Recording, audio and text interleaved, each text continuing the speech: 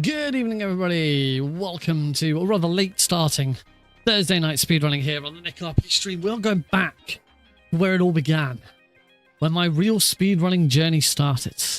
A game that I have not touched in quite a while, actually. I've touched the slightly different version of this game, but not this exact version. The exact version that made me the speedrunner I am today. This is, or certainly will be in a few minutes, Metal Gear Solid 1, Liquid. The original PC version. Snake, did you like my sunglasses? Point a weapon at your own brother? One appropriate way to start the stream. Hello, Deagle, and hello, everybody. Welcome to the stream. I'm not quite sure what this message is supposed to be, but we'll see what happens with that and whether we need to do something about it. It's a pretty weird message.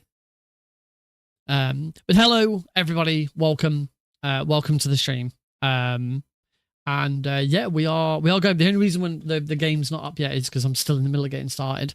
So yeah, apologies for the late. I recognize we are 50 minutes later than usual. But Alex really struggled to go down tonight. And yeah, I know, right? Alex really struggled to go down, and then Heidi and I had to have dinner. That took a little longer. So yeah, it's just everything's got backed up this evening. But yeah, I'm glad I saw Melee. I put in quite a bit of effort last night getting this prep. It is Metal Gear Solid 1 PC is not a game you can just speedrun. You can't just go, yeah, I'm just going to crack it out tonight and do it. It takes prep. I actually don't think I've played this on this PC. I really think it's been that long since I last touched this game. I certainly haven't touched this game since the minimal install change came out, which I have now installed. So we're good to go on that front. I've reinstalled DS for Windows because I use Parsec. I usually use Rewazda for all of this, but Rewazda's just doesn't work. There's something really bizarre with Rewazda that doesn't work. I'll explain a little bit more about it when we get started, because it's kind of hard to explain like right now, but I'll be able to sort of show you later. All right, I need to try and get some stuff started. First of all, I need to open DS for Windows. I also need to I need to pin it to my start menu. Pin to start. There we go. That's that done. So yeah, it's yes, this is integral. So this is the original Metal Gear Solid 1 PC port. So this was originally released back in the year 2000. It is one of the worst ports of a video game ever made. It is awful. It is so bad. Such a bad port. But it is incredible for speedrunning because the glitches and stuff that are introduced in this version of the game are insane. There are so many different glitches and extra things that we can do in this run that you just cannot do in the normal version. So if you've seen me run Metal Gear Solid 1 in the last couple of years, it will have either been the Master Collection version on an emulator or a software-based copy on my PS TV. I do keep going back and checking it. Yes, there's my PS TV, PlayStation TV. This is basically a Vita if it was a little plug-in console. If you haven't seen that before, this is the fastest way of running official hardware Metal Gear Solid 1. I am playing the GOG version. I didn't used to. I used to prefer the Reddit Oxide patch. Partly because there was one trick that you could do on the Reddit version for very easy that you can't do on the GOG version. However, it was only in very easy. I do believe that minimal install now removes the need for the trick. And also, I tried running the Reddit Oxide patch version yesterday, and it didn't work. It crashed every time I tried to load it.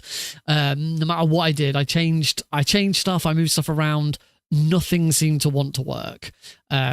So I switched over to the GOG version, and that seems to be working fine. Yeah, hopefully I can just get straight into it now. So let's hope that I set everything up last night on OBS and everything. Hopefully we're all good. Let's find out.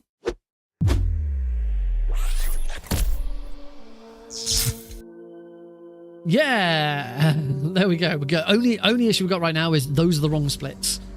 Those are my actual console splits. I need to turn my... Oh, there we go. I needed to turn my general PC audio up.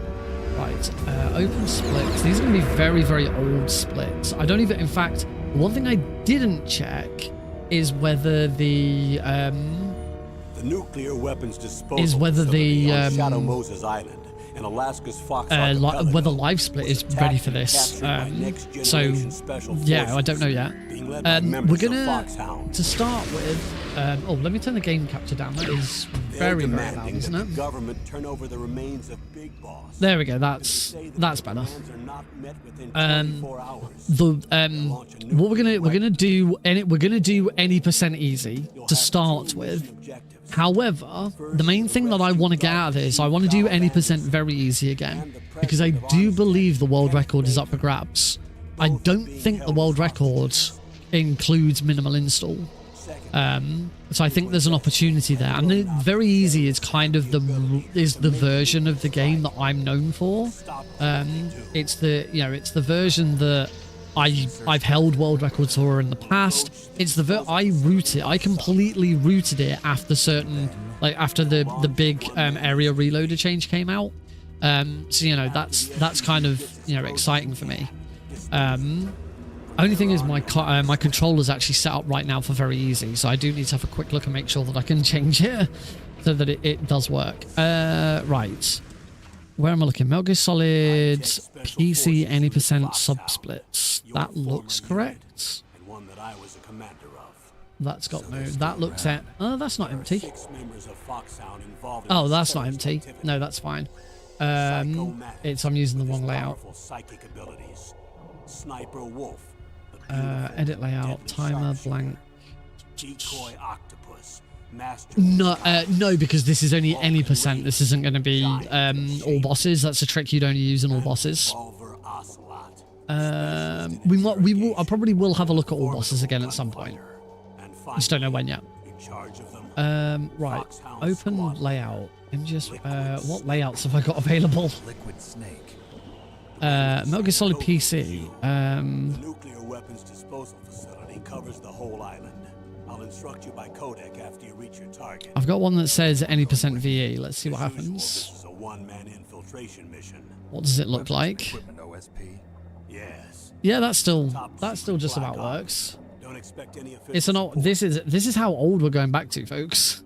This is like, yeah. You see how it's just grey and there's no background image? That's because I used to do all of my background images in OBS rather than in LiveSplit. So yeah, I still got the run.gg still on it though. That's good. One thing it hasn't got is it hasn't got a timer underneath it. But I should be able to change that. So we want an image in the background. We want that image to be this one. No, that's right. Nope, that's Metal Gear. Give me a sec. Where's Metal Gear? I thought I had a Metal Gear Solid 1, a suitable Metal Gear Solid 1 background image for live split. Apparently not. I might have to use my Twin Snakes one. Yeah, I'm gonna have to use my Twin Snakes one. Yeah. And we need to make the opaque. That's better. There we go. Cool. Right. So that's better.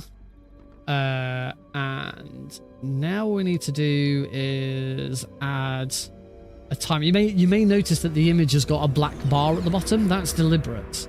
That's how the vertical. That's how we work. How it works with the vertical stream. I'm going to push that black bar off the bottom, and that pushes down into the vertical scene, and then that's color edited out. So we need to add edit layouts. We need to add a timer onto the bottom. Just a timer. That should be a game timer. They'll launch a nuclear weapon. You'll have 2 mission objectives. First, you're to rescue. There we go. That's about right. And then last but not least, just need to change the image opacity to about. You're to investigate whether or not the terrorists have the ability to make a nuclear strike and stop them if they do. What's the insertion method? We'll approach the all right, I'm gonna have to do that, and the vertical stream is just gonna have to have a slightly dark background behind the timer. It's not too big an issue. I'll fix it for the next one, promise. Right, hopefully live split works. It's one thing I haven't checked yet. Hey, live split works straight away. Perfect. That is a surprise. I'm genuinely surprised that works straight away. I'm just gonna make that split height a little bit bigger. There we go. That should do.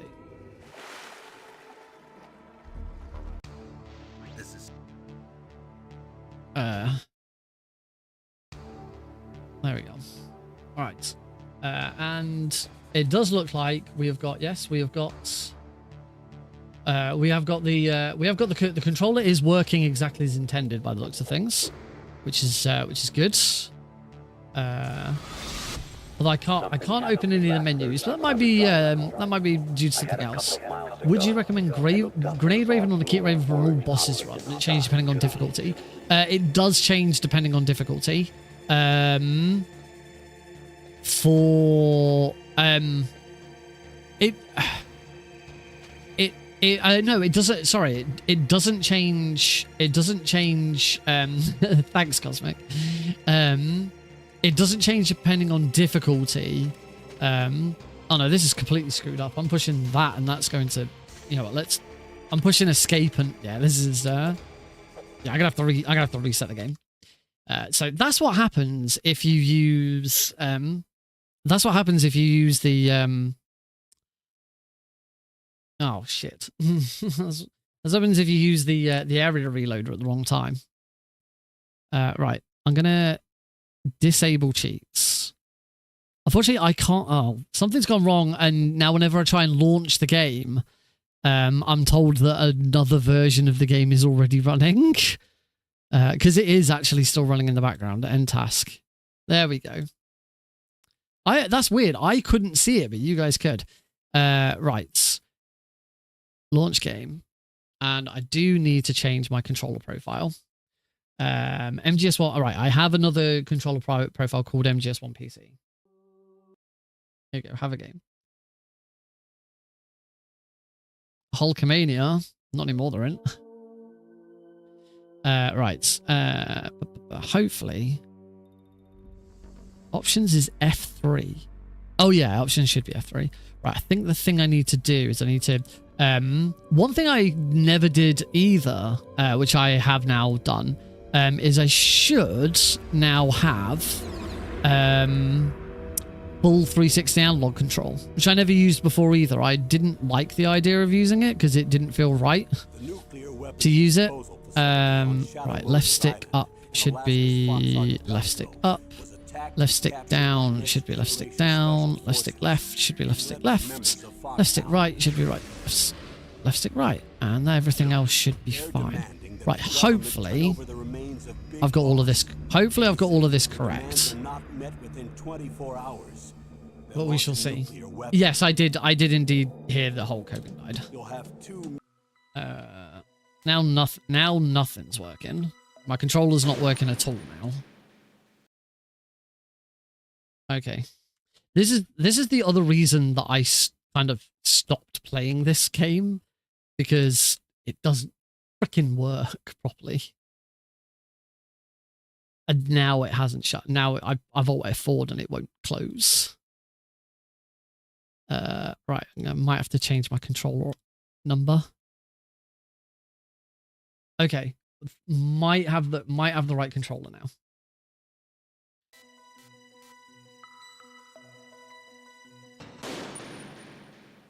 And all of my controller options have reset for some bizarre reason. Oh god. Right, first person, weapon, punch, crouch, item 1, item 2, weapon equip, weapon. What did I used to use for weapon menu? That's the thing. I don't actually have the weapon menu. Right, this needs to actually be the D-pad now.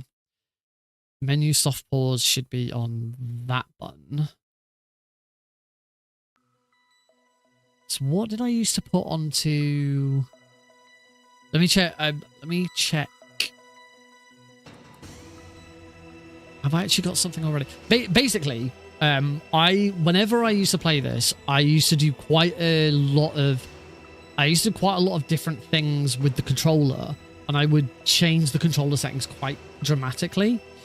So, for example, I used to have the right analog stick lots of different weapon buttons, and R2 is also a weapon button. Because we've got weapon hotkeys, you never need. You did get your account back. Oh, yes, well done. What did they say? What happened? Because we have weapon hotkeys, you never need to open the weapon menu in this game, and I have every single weapon that I need equipped to one of the buttons on my on my controller. So in any percent, it's weapon 8, which I think is some sort of grenade. Right. So it should be weapon 8. The nuclear weapons disposal facility on Shadow Moses Island. Let me just check DS for Windows. Make sure that it is. Being led by members of Foxhound. R2 D8. Okay, so that is correct. Right, options, controller options. Try this again. Oh no, I already did it. So it should be weapon 8. So all I've got to do now is just quickly load a...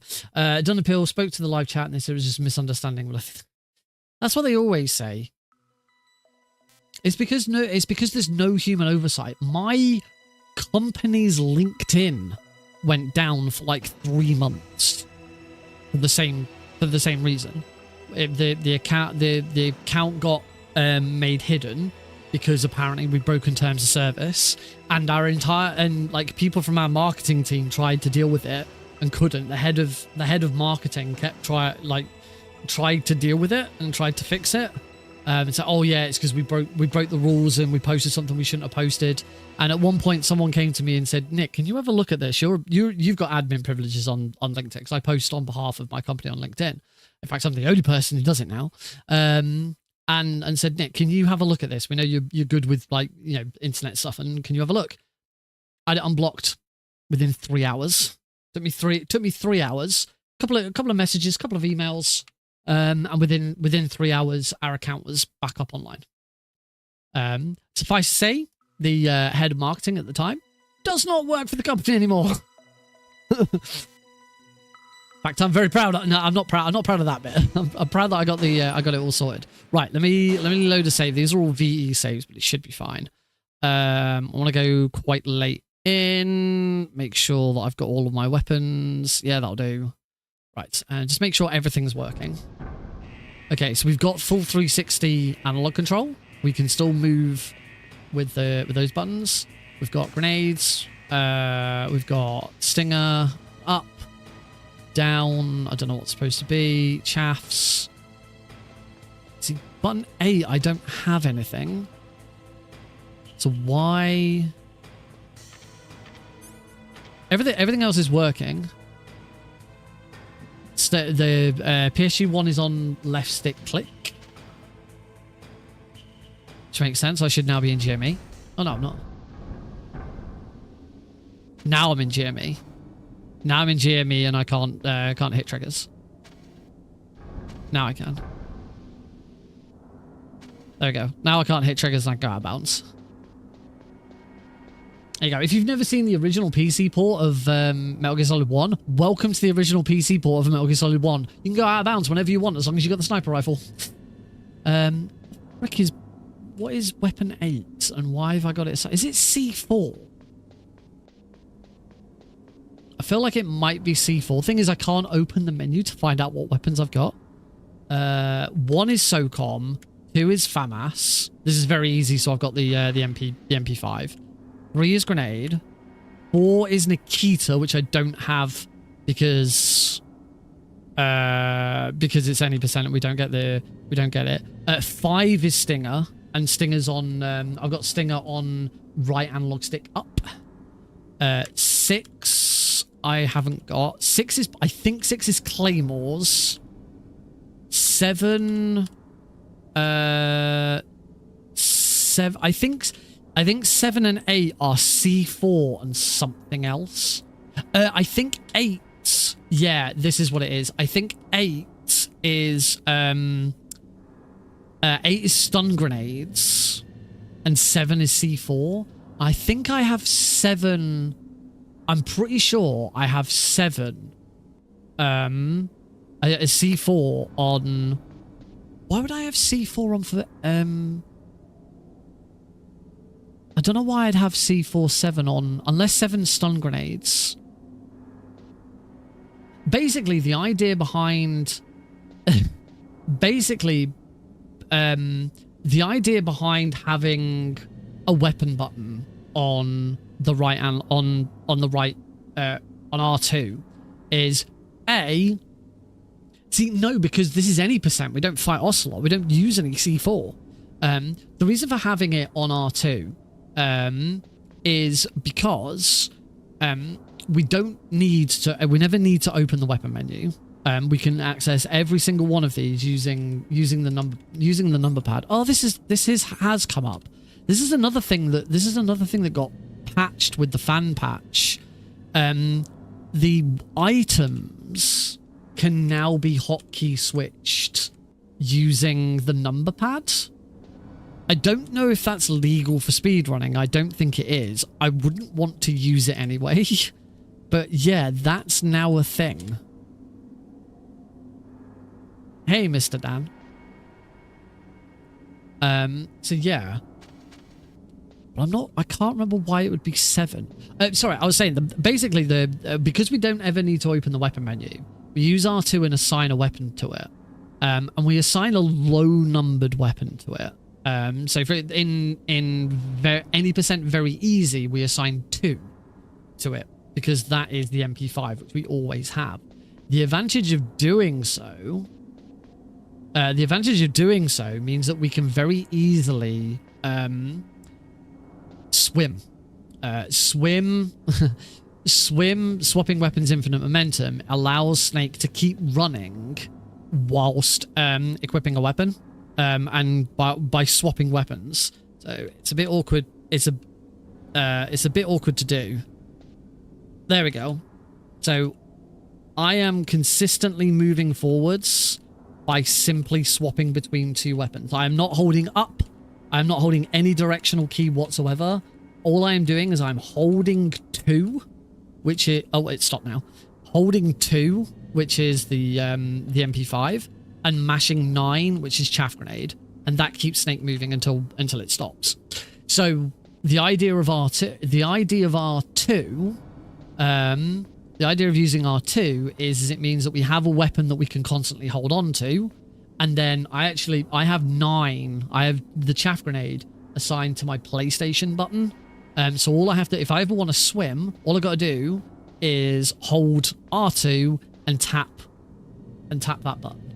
The only thing I don't know is what weapon this has been assigned to. I think it's stun grenades, because oh, I'm in GME. There we go. I think it's stun grenades because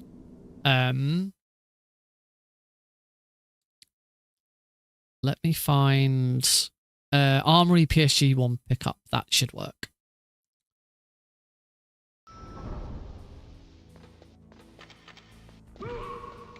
It's not stun grenades. Unless I don't have any stun grenades. I don't have any stun grenades, that's why. It's not the FAMAS.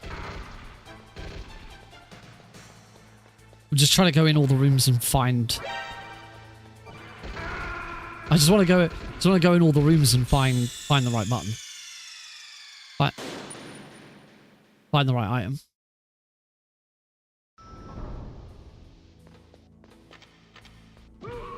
That's the PSG 1, so it's not that. That. Ah, this is C4. It's not C4, it's got to be stun grenades. Where are stun grenades in here? It's got to be there. No, this is Claymore. No, this is not. No, this is normal grenades. Is there no room for stun grenades in here? Because that's SOCOM. That's FAMAS. That's Nikita. That's... I don't know what this is. Oh, this is C4. I've already been in here. There is no... Yeah, there is no... Bullshit. I now have C4, so...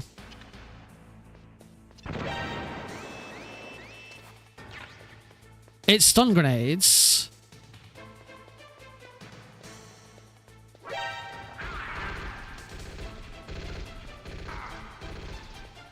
There you go. It's stun grenades, and that's why. So yeah, again, you can see on my controller, I'm not holding any directional button. I'm just tapping, holding R2 and tapping the PlayStation button to just keep moving. And that is swim. That is what swim does. The reason this is useful is because you can do this at moments where we have no control over Snake. Hey, Clarence. Bunch of videos recently become you. Oh, sweet. Oh, thank you. I mean, there's other ways of playing Twin Snakes.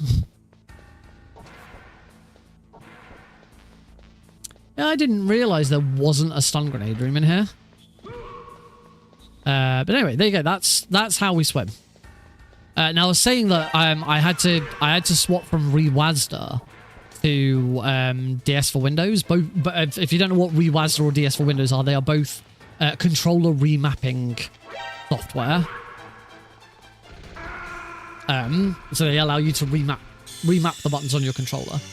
For some reason, when I held R2 and mashed a button with ReWASD, it would like double up the inputs. Basically, I'd do it for like a couple of seconds, then let go, and Snake would stop. It wouldn't work. He wouldn't keep moving, but then Snake would stop, and he'd keep swapping weapons for about another 2 seconds, and then stop.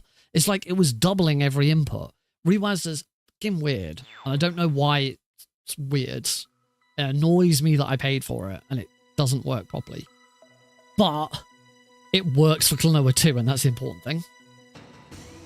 Oh yeah, it's so crazy trying to get a copy of Twin Snakes now. For my GDQ run, you have to do console. You can't use emulators.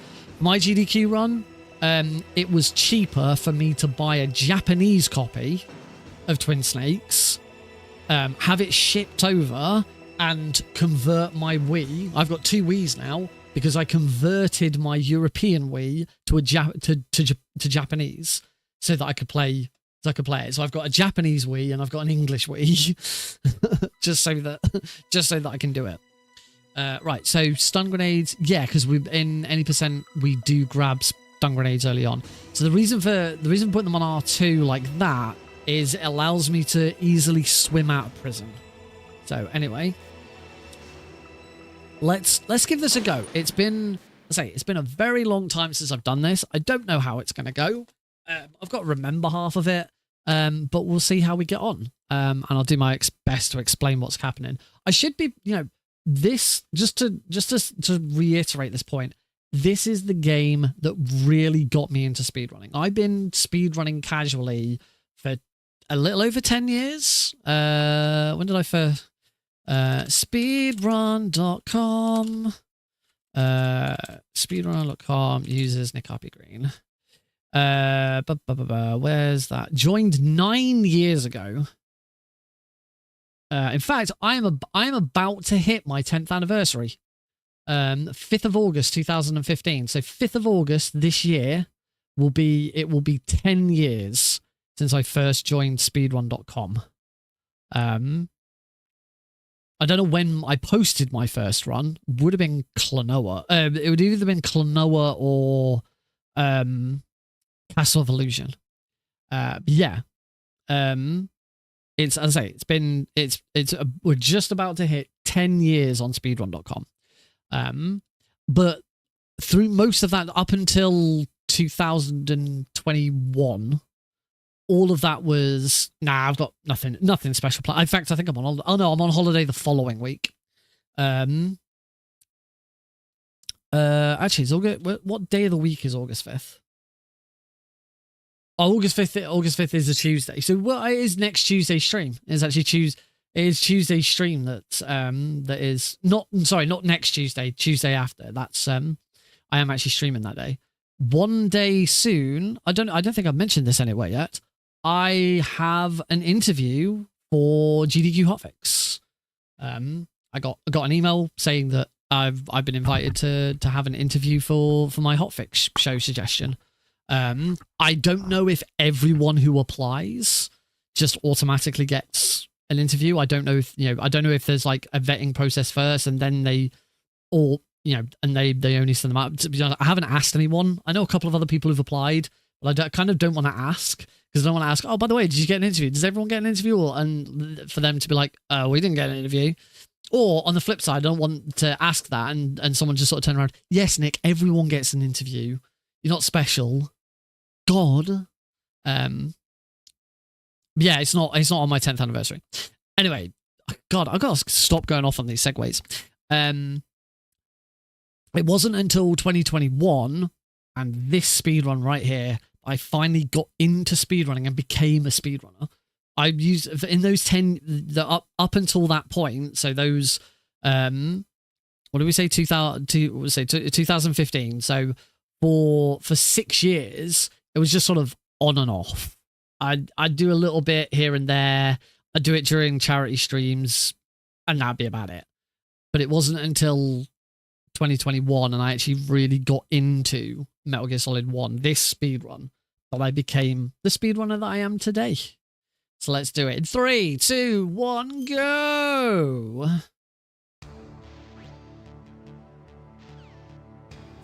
I have to remember all the buttons. So, we go under here. We come around here. We flip that guard over. Where'd he go? Wait for this evasion to wear off. And get another alert. And apparently chase 2 of these guys around.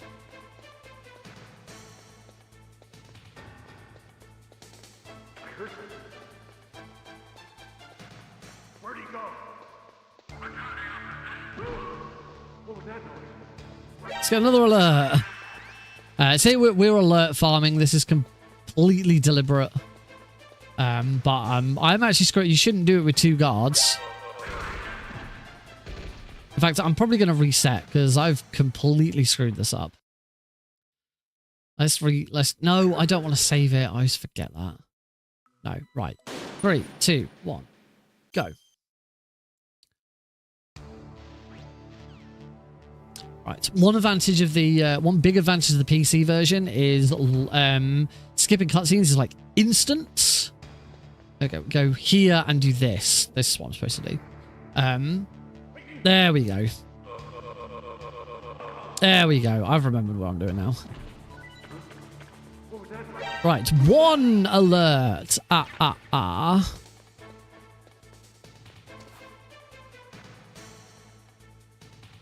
Where's that guard?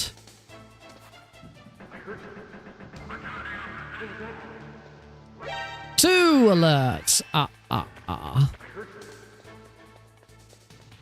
There we go. I've got into the flow that I like now.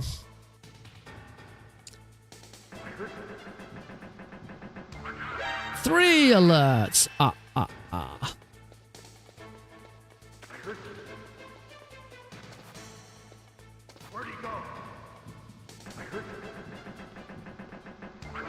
Four alerts.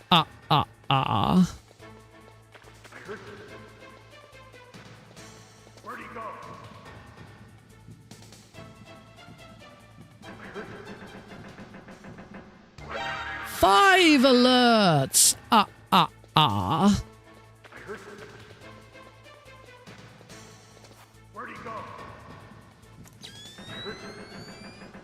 Six alerts. Can't see because of the fog. There's the Jeremy Blaustein credit. At the Jeremy Blaustein credit, we make a dash for the door. Grab a ration. Not that we really need it. See if I can position Snake for his close-up. Been a while.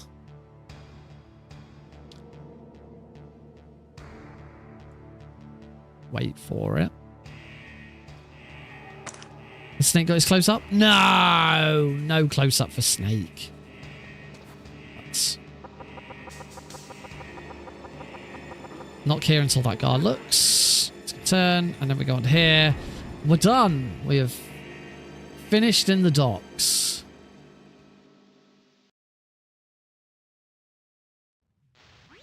So we can skip. Run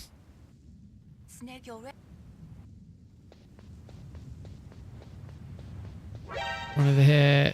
Grab this. Immediately run over here. We need to grab some stun grenades.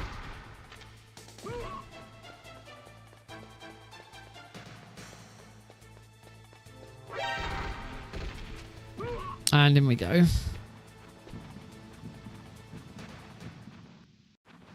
I think grabbing those stun grenades was correct. Okay, so yeah, two big advantages of the PC version, and this isn't necessarily, well, it's useful for speedrunning, but it's good on the casual playthrough as well. You can skipping cutscenes is like instant. You just hold the X button and they skip almost instantly. The other massive change is you can immediately end codec calls. You don't have to mash through. Would I do MGS3 speedruns soon?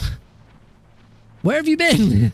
This is my first stream in like a month that isn't an MGS3 speedrun. I've just finished doing MGS3 speedruns. I will be playing Delta on day one. Come on, Nick. Throw that there. Distracts the guards. Can immediately get in the elevator.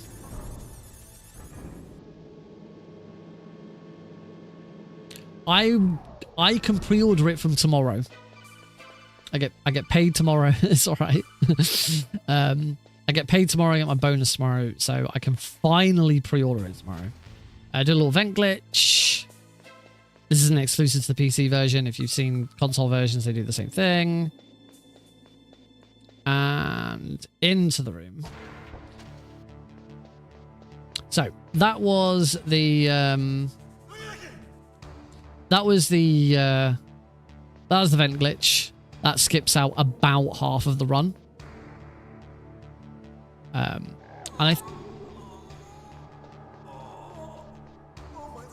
Okay, so what? This is my first run experiencing. This is my first run experiencing minimal install. I don't know exactly what to expect.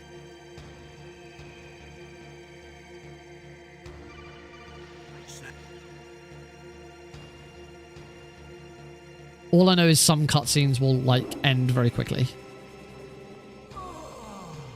but I'm not sure exactly. So minimal install is a new thing. This is something I've not dealt with before. Something that was discovered about a year ago, I think. That was deliberate by hiding under the bed and coming out like that. It causes Johnny to have a shorter walk cycle here. Minimal install is a thing that kind of used to be, because originally this game came on a DVD-ROM. You used to get this on a. I've got it. I've got my copy in the case behind me. You could do what was called a minimal install, which was the game would install like the bare minimum files. And then whenever you played the game, you were required to put the CD in the CD drive or the DVD in the DVD drive. And it would then, any files that you hadn't installed, it would then grab them from there. But the thing is... Had enough. I just popped up and just didn't say anything. Am I right thinking the frog just popped up and then just went away again? I'll take the woman in return. I'll have my fun with her. Exactly. Mostly loads the videos I hope you can still look at yourself from the CD and DVD ROM. So what we're able to do is what I wonder if never mind. What we're able to do with that is no, speakerbot is open. What we're able to do with that is not have those files installed and run without the CD. So instead of trying to find those files, the game just skips them instead. The game goes, oh, I can't find this file, so we'll just keep going. And what it means is there's certain cutscenes and things where the... Actually, I don't know if I've done it for the GOG version. Oh, I thought I tried it and it worked. No, I did. No, I did because I remember seeing it in action. Basically, there are some voice lines and stuff that just won't play, or end very quickly. I think we're about to see it with Otacon. Yo, I think we should see it here. And the thing is in these sort of in-engine cutscenes, as I call them, or in-game scenes, most of the characters' actions are tied to the dialogue. So basically, when dialogue is playing, actions aren't taken until that dialogue is ended, and therefore, because it ends, so hopefully we'll see this now. Oh, jeez, he's coming back. See you No. later. Wait. Okay, I don't think I've got minimal install on. Thanks, dude. Yeah, I don't think I've got minimal install.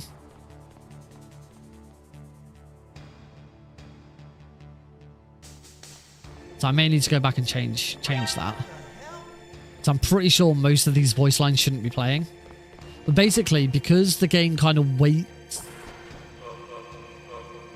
Did I remove the BS from the drive? Because the game waits... Oh, I didn't quite grab that right. That was trying to use swim to get out the door.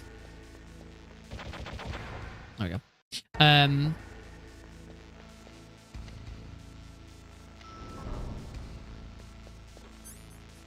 I suppose, I kind of probably shouldn't carry on. We should probably have a look at this, because otherwise it's not going to make any difference. Actually, this is a good opportunity to practice this room and see if I remember what I'm supposed to be doing with it.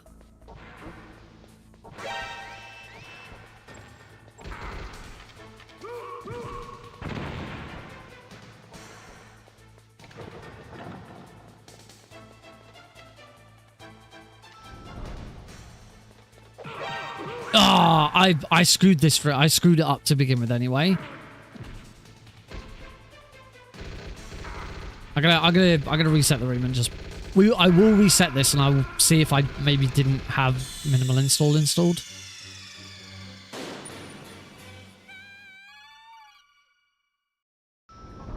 It's clearly something's not working.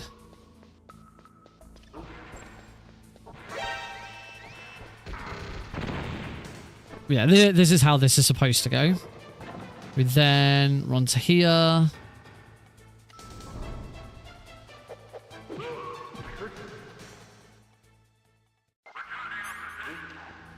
And we're supposed to go back up to the first floor, but obviously that wasn't it. I think the Boba skip or skipping to the torture room. Oh, skipping to the torture room was definitely the most revolutionary thing. Absolutely, was a complete game changer.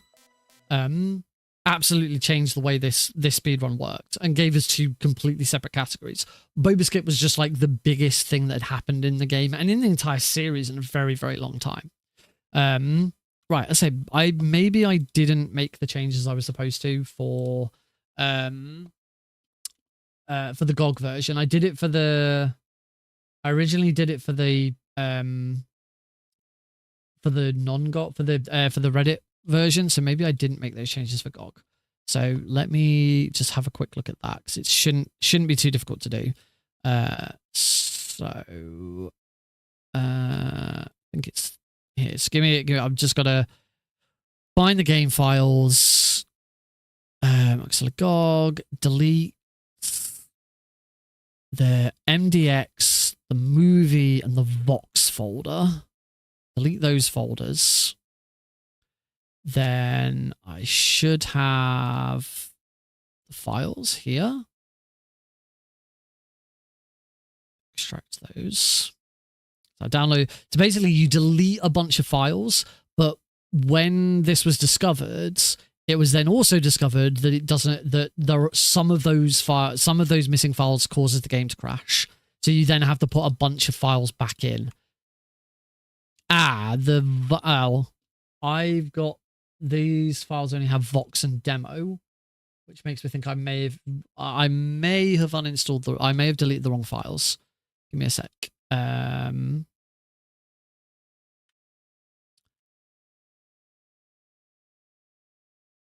Might be Solid 1.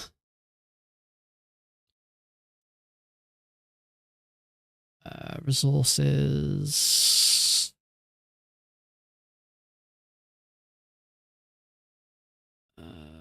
Where is it? Minimal install, modified folders only. Delete demo, movie, and Vox. I think I deleted one of the wrong files. That's okay. I only put them in my recycle bin. So I don't think I was supposed to remove MDX. Just check if that's the case. Delete demo, movie, and Vox.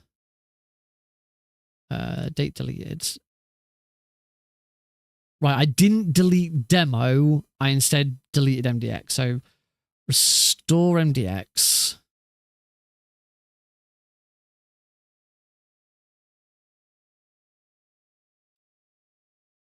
Right, I've restored MDX. Go back to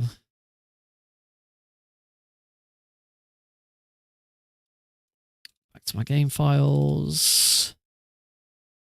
Right, delete demo. So I've deleted demo, deleted that, and now these two copy these Vox and demo files, whack them back in there. Okay, hopefully I'm good now. Hopefully we now have minimal install.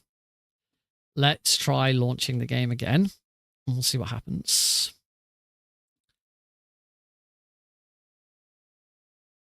Yep, I'm now getting the an error saying 1,211 files are missing. Are you sure you want to launch the game? Yes. And the game is working. So I had that with the Reddit version, and the game just crashed instantly.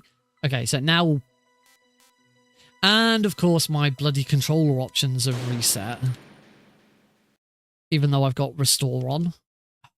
This is the other thing that really used to piss me off. I have to do this every time because for some reason it doesn't stay. Codec is on that.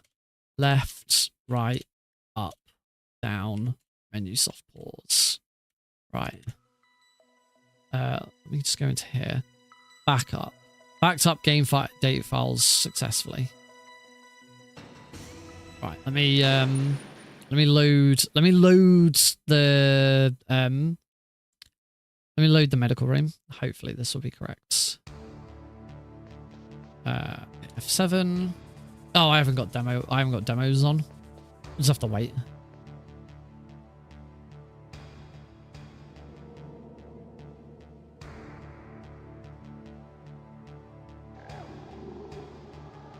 There we go.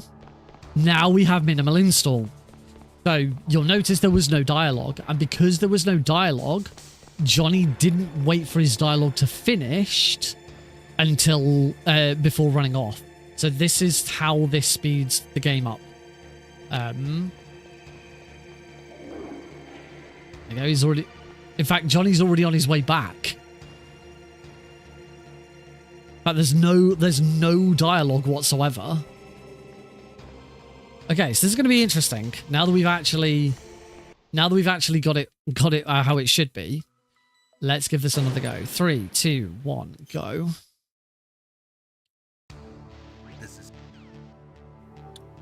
So there is still some dialogue in some cases because some dialogue is still required.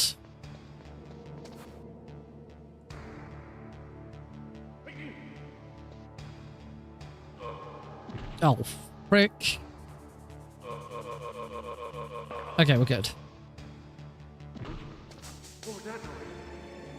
1 alert. We're a little late on that first alert, but it should be alright. He's coming that way.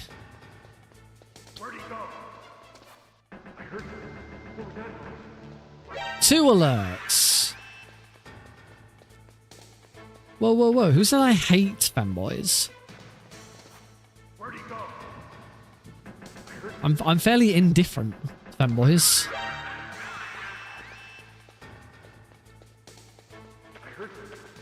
I've no problem with fanboys. Fanboys are cool. I certainly wouldn't say I love fanboys. There can be a middle ground. It doesn't have to be love or hate.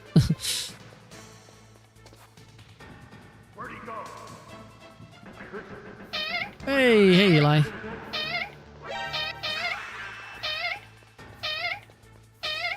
How we doing? What we got? We're on 5 alerts.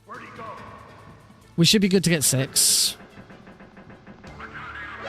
Yeah, because the Jeremy Blaustein's credit is now. There's the Jeremy Blaustein credit. That is the credit where you stop doing alert farming and you run to the end. All right. Bloody hell, you two are on something, aren't you? No, it doesn't have to be one or the other. Has anyone got, like, any sensible questions?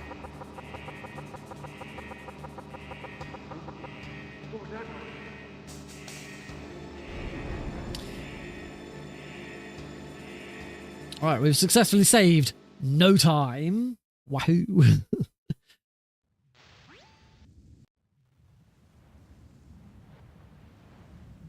Oh, that was weird.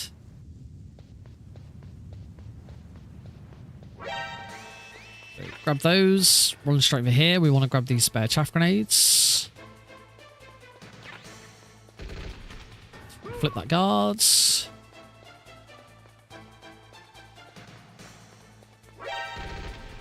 Oh. There we go.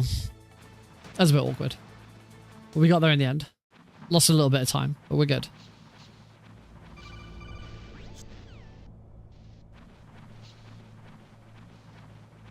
And crawl through the vent. So hopefully we'll now go into this and things should speed up a little bit.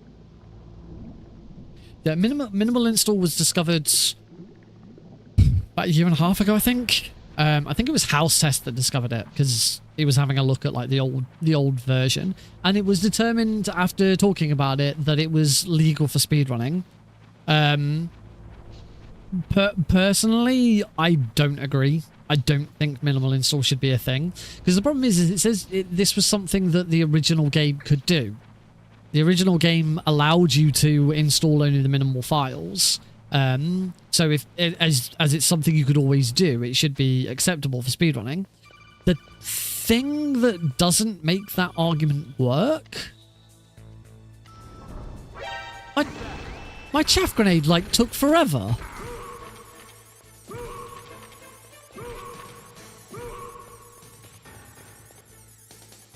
The thing that doesn't really make that argument work is the fact that with having minimal install, you still had to have the disk, because the whole point was with the game not installing every file, it would then need to check the disk to find the rest of the files. There was a way around it. There was a way around it with the original disc where it would work and minimal install would be a thing. You could use it. But it required a patch. It required an OCD crack so that you could play the game without the CD. So out of the box, minimal install speedrunning is not a thing. You can't do minimal install in this game straight out the box. And for that reason, I don't think it should be allowed. But it is allowed. So as it is allowed, we're gonna do it. I'm not gonna, you know, not do it. I have. This isn't the first thing in the Metal Gear series that I've taken issue with, but still done it because that's the rules. I don't agree that you should be allowed to use turbo in Metal Gear Solid 2 for anything other than cutscene and codec skipping. I don't agree that you should be allowed to use turbo for like the stinger and stuff like that. B-Man said, B-Man is the worst for this. Because whilst B-Man completely agrees with everything that I'm saying, B-Man is also the culprit for many of the things that have been implemented.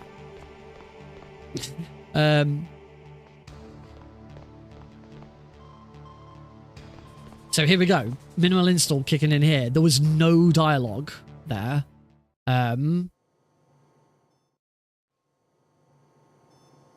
See here, this is massively sped up because the actions and progress are not waiting for the dialogue to finish.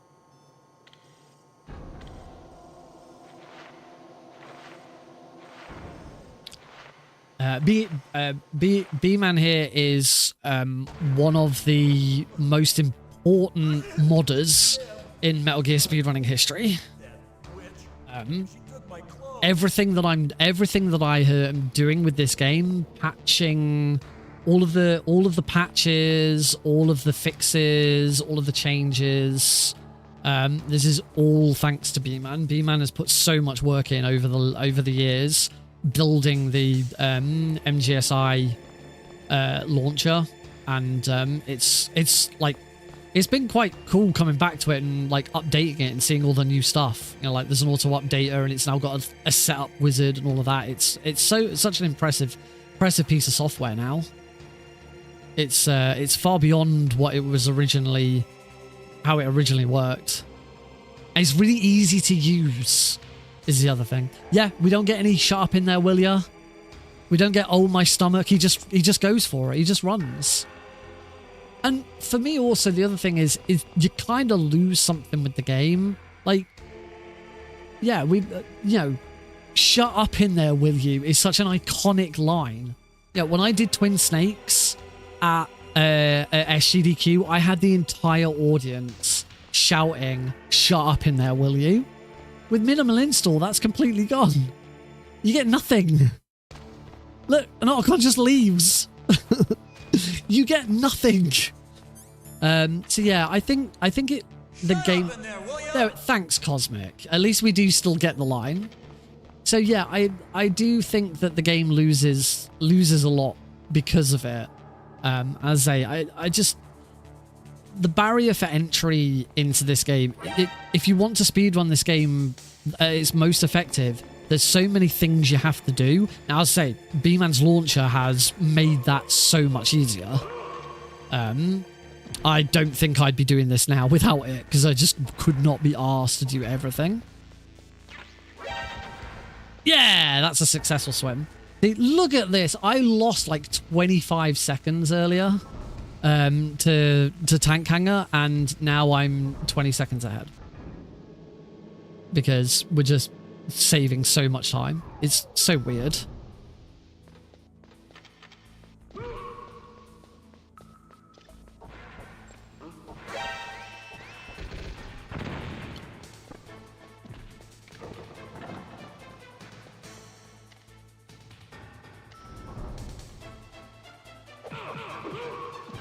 There we go. So we've now got the PSG one. There we go. So obviously it doesn't change. It doesn't change. Oh, Beamer, actually, as you're here, I did want to ask one thing about the launcher. There's another patch for fast elevator. I'm assuming that's not legal for speedrunning. And I'm assuming fast elevator is just like you get in an elevator, push the button, and you're on the next floor like instantly. Because I haven't tested it, because I did a quick search on the Discord server. There's nothing about it on the wiki, and I couldn't find any other information. I saw one person ask about it. How do I get through here now? Cool. Eek. So we run up here. Grab these chaff grenades. I think I run down and grab these grenades. This is a tricky room. Because depending on exactly which version of the run you're doing and exactly which run through that room you're doing, that room changes dramatically every time. There's so many different versions of that room. So down to B1. We do not need to grab anything here. We don't grab the Nikita. We don't grab the stun grenades. We've got everything that we need already. Bookcase boss.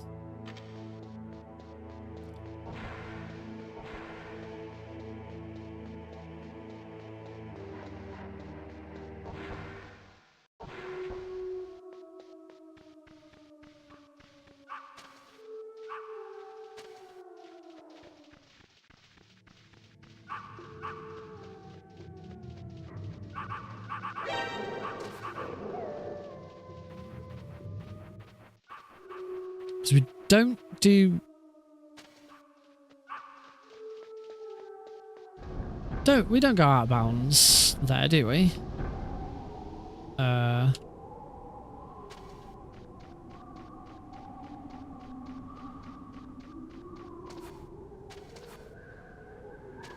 And I've walked into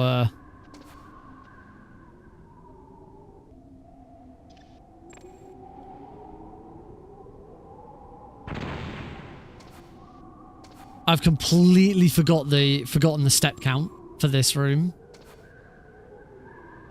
And I've softlocked the game. Because I'm now stuck in this pillar. Whoops. Item hotkeys are also not legal for speedrunning. Yeah, I have them because I can't remember which one it was I somehow installed them without real. Although I don't know if I don't know. In any case, yeah, I've got them while I won't be using them. Right, I need to remember step counts for this. So we're gonna have to reset this run. But what I'm gonna do first is cave, because pretty sure I'm supposed to.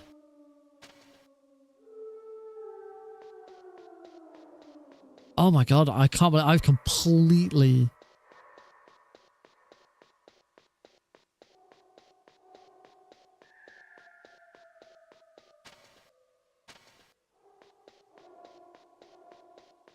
Where am I?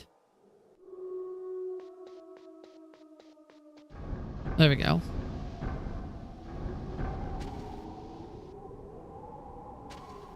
1, 2, 3, 4, 5, 6, 7, 8, 9.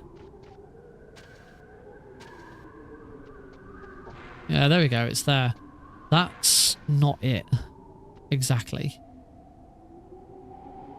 I'm trying to remember. I bloody wrote the tutorial. I freaking wrote a tutorial video for this room. And the step count for this.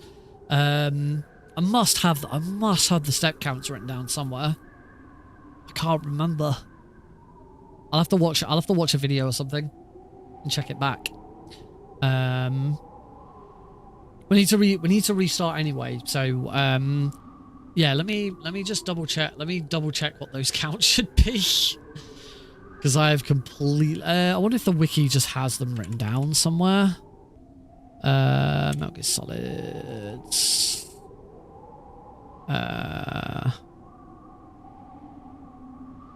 Any percent PC routes. Yeah, you do normally end up on the roof and drop down. So I don't know if this is... I don't know if it's written down anywhere.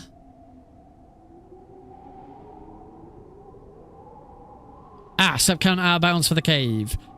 Down 1, down right 12, down 11, or down 1, right 8, down 20. I'm pretty sure I used to use the sound of the dogs to remember what it was.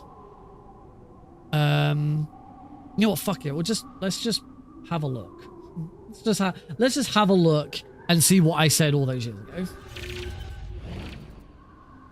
So let's go right back up to the top of this. Don't think it's here actually. I think it's in. Let's go back to here. Let's go to MGS1 tutorials. Easy any percent PC tutorial. Whoa, Omnitunes! Welcome! Alert! Incoming raid from Omnitunes with 6 raiders. Welcome, Omnitunes. Thank you very much for the raid. Welcome, everybody. It's either Nick to teach Nick the numbers, indeed. Welcome to the stream. My name is The Green, and we are back on the speedrun that got me into speedrunning. This is Metal Gear Solid 1 PC. The original PC port, and I've completely forgotten how something happened, so I'm going to an expert in the subject to remember what it was I'm supposed to do. That expert on the subject is me. Going back to my own tutorial to remember. Oh my god, it's so quiet. Why is this video like so quiet?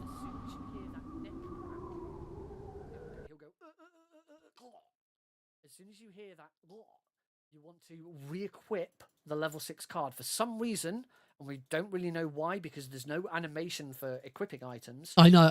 I actually have a really big thing about it. I get pissy about it every single time it happens. I do not agree that YouTube forces you to watch ads on your own video. You should not have to watch advertisements in your own video. I think that's fucking pissy. I think it's terrible. Right. So let's watch from here then. We're now in the cave. So here is where the other part of the PC version really comes into play. We've already seen the weapon hotkeys. I've just realised actually. There goes step counting. Here we go. This is teaching about GME. We're there. If I now count 11 back. This is teaching how to step count. Actually, I'm not gonna count this time. I want you to, as you hear Snake's steps, I want you to count yourself. So okay. Down 1, down right 12, down 11. I'm gonna stay quiet. I'm gonna count in my head. Wait, what did I say? Down 11 yourself. So down 1, down right 12, down 11. I'm gonna stay quiet. I'm gonna count in my head. Assuming I don't mess up going into GME first. Lol. God, Nick, you suck. So count. I'm going to count in my head, so you count yourself.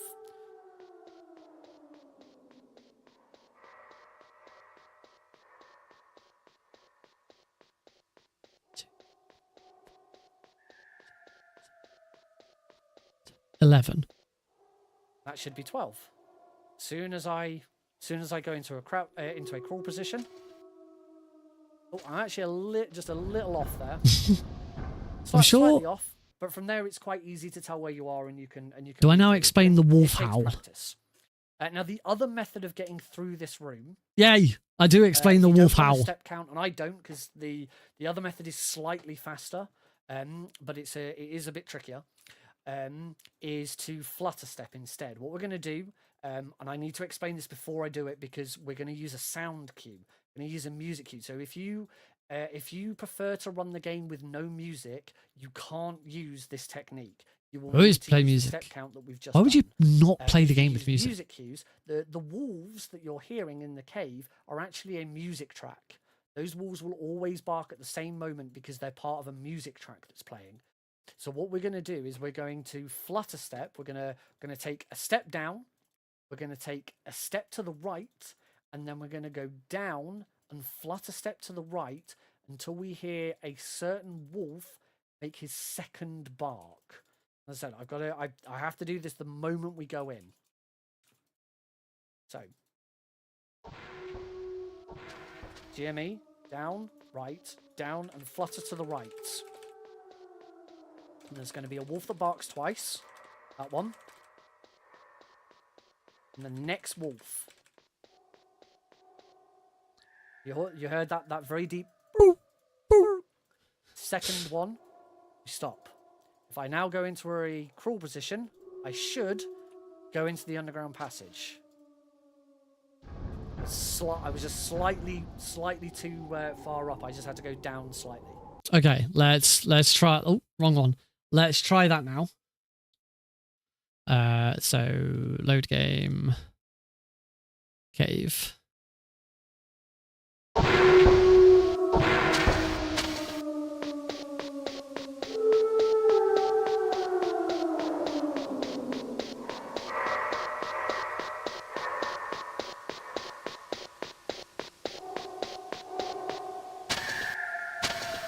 Slightly over. Well, slightly over because I screwed it up. Oh, also that's really loud because the bloody video was so quiet. Sorry, folks. Let me give that one more go. Load. Yes. Cave.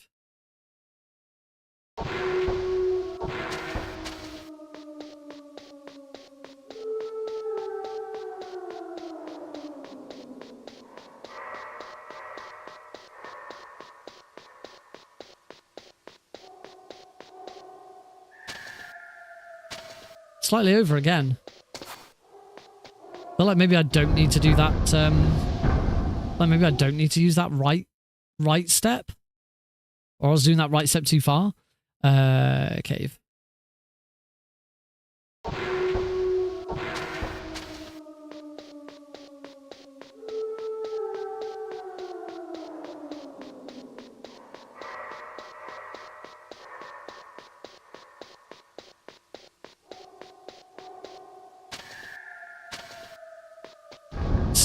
Still slightly off. Yeah, I don't think I need to do that right step. Okay, so that was that. My webcam, I have two webcams. They're both the same. It's the I don't think it says on them what they are. It's the Logitech one that everyone uses, the C920. I think it is. It's Logitech's like basic 1080p. Yeah, that one, the C920, the one everyone uses. I was saying I do have two of them because I always have this one and I can swap them whenever I like, and you can swap them if you want because there is a channel point rule. What's going on with that? That camera looks. I feel a little bit off. I think I'm not quite in the center, am I? That's better. Yes, I do have multiple cameras, and you can change them yourself with channel points. I prefer this one because works better. And my Twitch chat that I read at Twitch and YouTube chat is directly under this camera. So it's easier for me because otherwise, if I have to look at the other camera, then I have to keep like looking over to read the chat. Right. So what was the other step count? Other options. So you can only do this if you have Crash danger. If you don't have music, However, for the second, you know what? For the second one, because this is really quiet for some reason. For the second one, I actually have a very dedicated. I have a dedicated underground passage video, which was much more like robust and put together. Back when I like had time to make speedrun tutorial videos.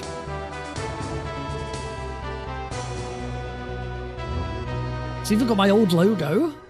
Hello and welcome to this Nick RP Green speedrun tutorial for Metal Gear Solid That's PC. much better. In this video I'll teach you how to efficiently get through the underground passage, a strategy that works on any percent and all bosses. Before we do get started, I'm Nick RP Green, a streamer, video maker and speedrunner. I stream speedruns of this and other games at twitch.tv/Nick RP Green every Tuesday and Thursday, so if you enjoy this guide, consider checking out the stream. With that, let's get started.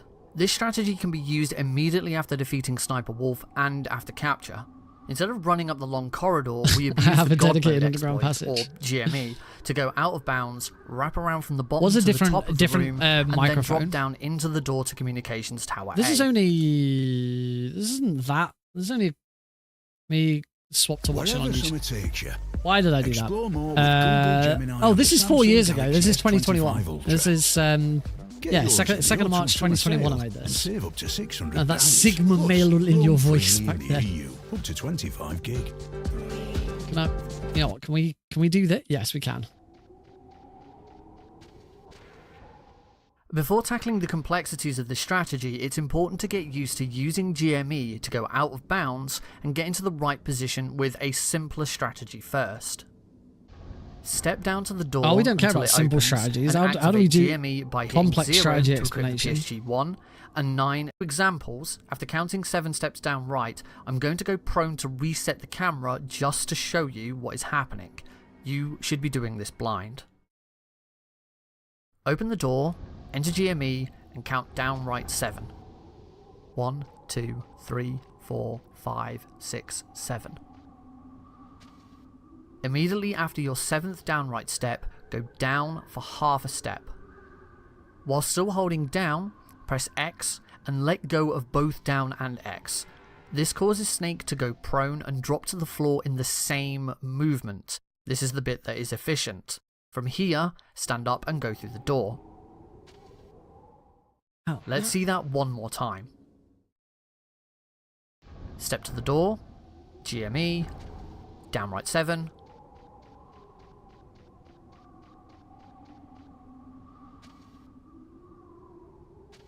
down half,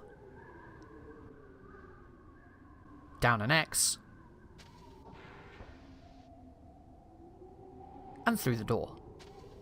Now of course this requires very precise movement and your movement won't always work out so neatly. It may end up looking more like this. Again, I'm proning early to reset the camera just to show you.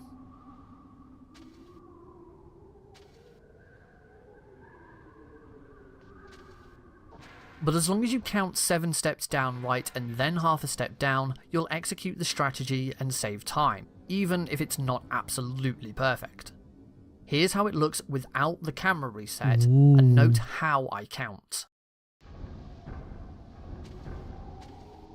1, 2, 3, 4, 5, 6, 7, 8. Counting out loud and stopping halfway through saying 8 might sound silly, but it works really well to know exactly when to crouch. By timing the 2 different methods, we can see the approximate time save. Man, these were good quality tutorials. The slower method clocks in just under 10 seconds.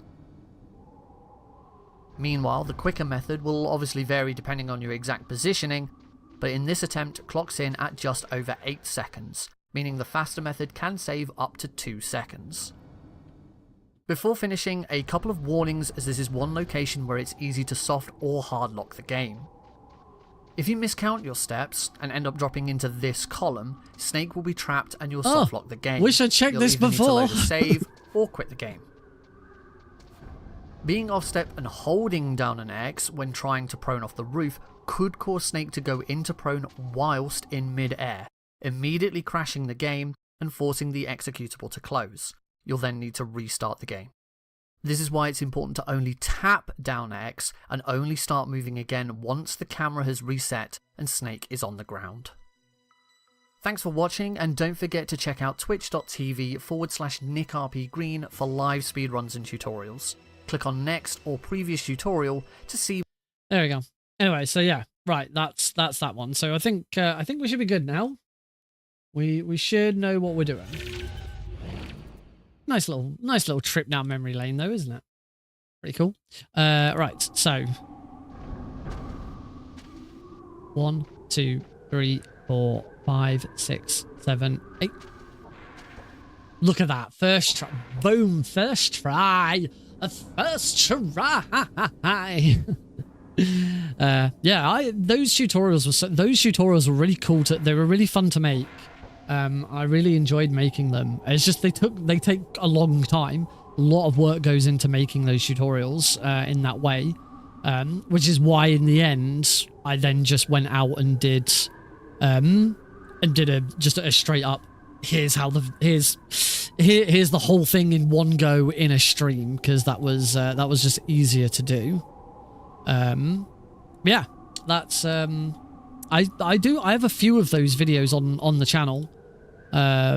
If you ever want to go and check them out. So I've got there is a full any percent PC easy tutorial. It doesn't include the boba skip because I made it and finished it like a week before the boba skip was found. So there is a full any percent tutorial. It's 4.5 hours long, but it takes you through everything that you need.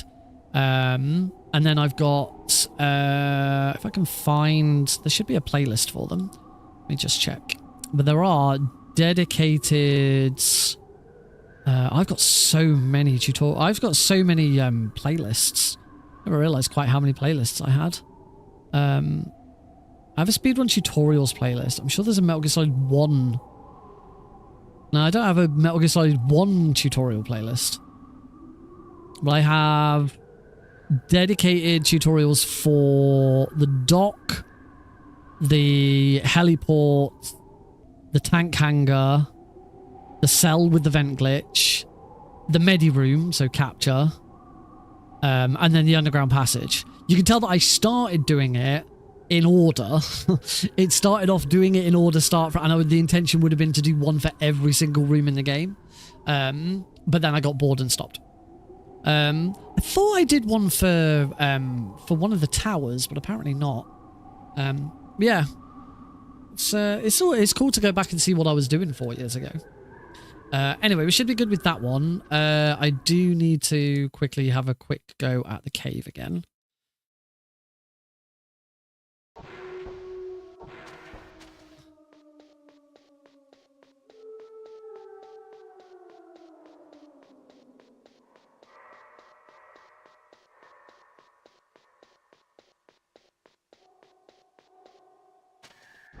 That's better. There we go. That was straight in. Okay, now that I know those, I think that's it. I don't think there's any other step counts that you really need.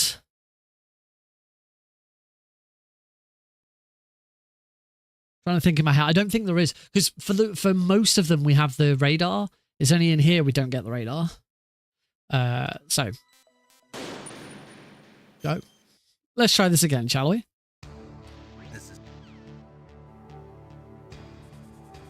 Now that we know what we're doing, off we go. Oh. Stepped in the water, but that's okay. The guard didn't hear. Oh, for God's sake. So it just slows this down a little bit. Bum, bum. Bum, bum, bum, bum, bum, bum.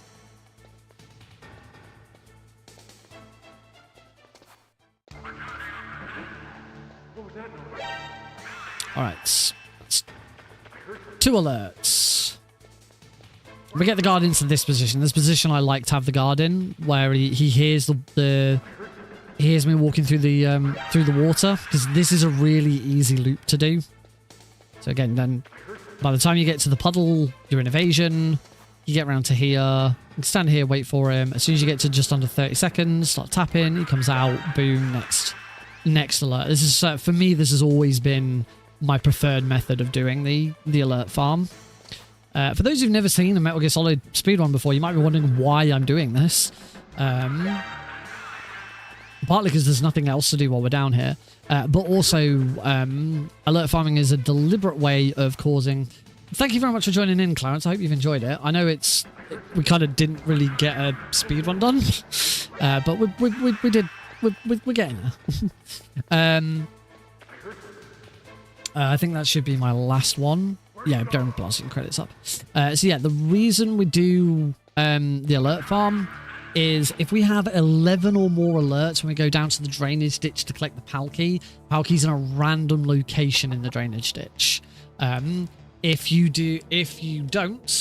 have 10 or less alerts, a rat eats the key instead, and it's quicker to have well, but in both cases there's RNG, but it's faster. The fastest version of the PAL key being in the drainage ditch is faster than the fastest version of the rat.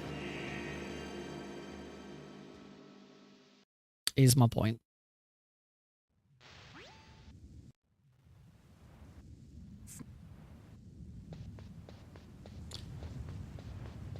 Alright, run up. Grab the chaff grenades. Run over and grab the stun grenades.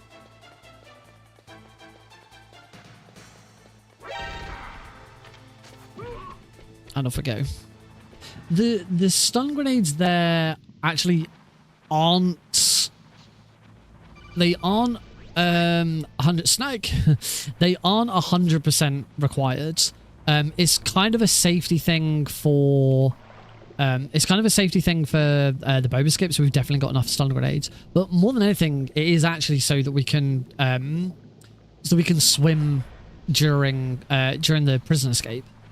Yeah, when we grab Snake's equipment and he's supposed to run off behind the torture unit, instead we swim, but you need a second weapon.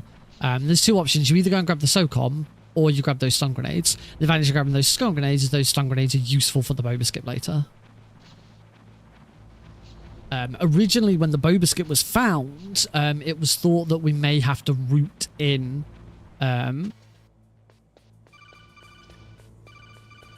Oh, shit.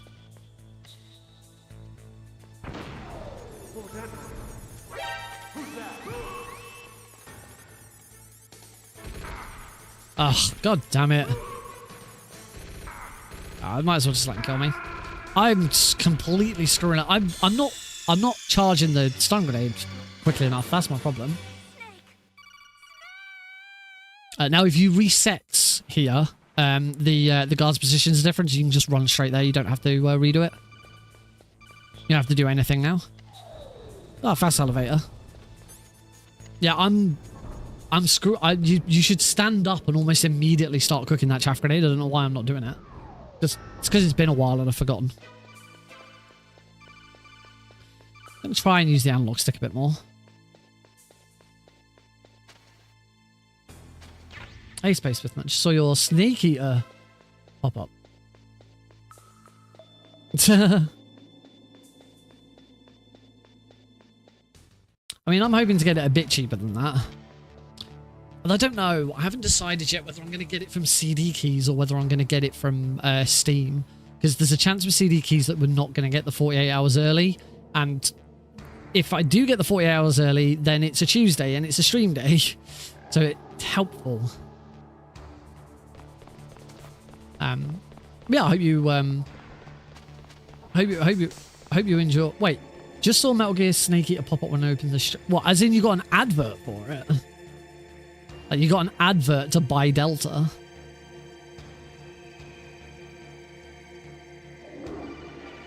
That's cool. Or maybe not so cool. I don't know. I mean, that's some good advertising. That's some like actual good YouTube advertising right there. Like, oh, this guy's streaming Metal Gear Solid. Maybe we should advertise the new Metal Gear Solid to the people who come to watch him.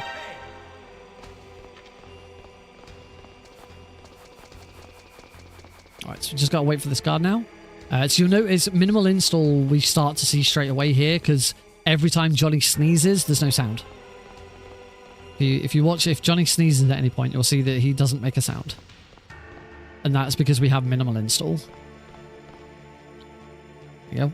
So the audio file for Johnny's sneeze is missing from the files. We've deliberately deleted it. It's cool. Don't get me wrong. I keep saying that I disagree that minimal install should be a thing for the speedrun, because it's not really in... I don't feel like it's in the spirit of it, and it changes. And the game crashed. This was another reason I stopped playing Metal Gear Solid 1 on PC, because the game would fucking crash every so often.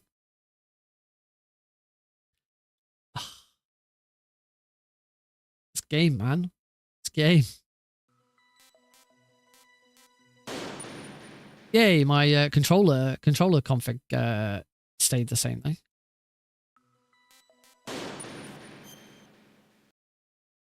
This is like, as long as I can just get a run finish, it's almost a guaranteed PB because of minimal install. So I wanted to get on with it.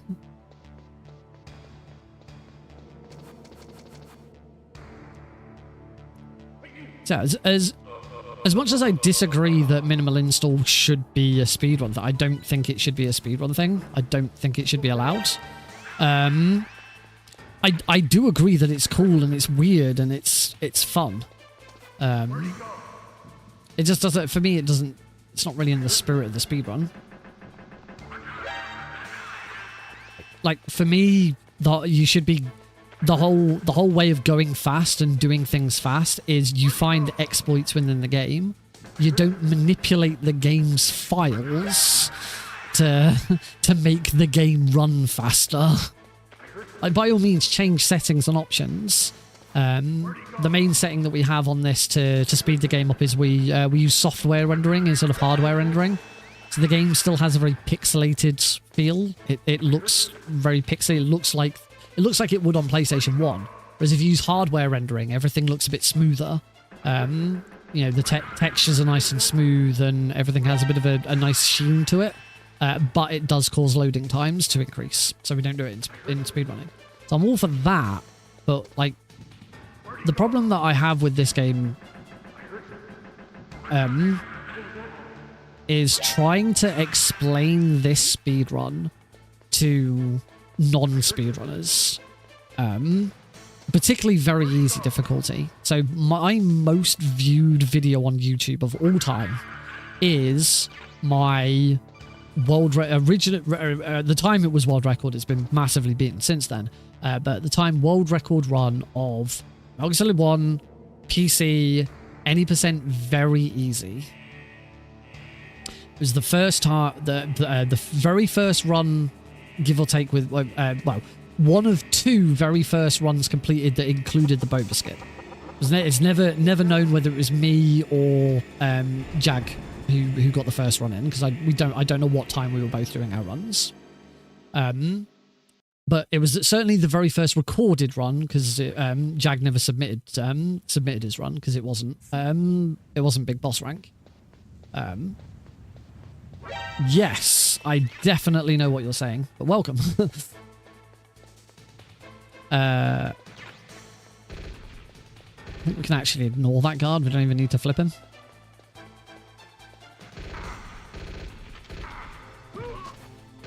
In we go. And the amount of comments I've had on that speedrun of people just like accusing me of being a cheater and say, you know, you say, oh, well, you skipped this, you skipped that, you've got a gun from the very start, so you've modded the game. The amount of that is a legitimate run. It is absolutely 100% a legal, legitimate speedrun. It always has been. But they're all trying to particularly non-speedrunners, trying to convince some of those people that it is a legitimate speedrun. Some people just won't have it because you're using glitches. There are a lot of people out there who see glitches in speedrunning as cheating. And technically, yes, it is. Technically, you are cheating, but that's the point. You're breaking the game to make it go as fast as possible. It's kind of how speedrunning works. It's exactly what the point of speedrunning is. So then taking one... Oh, what? Oh, just kill me. Then trying to go to one of those people.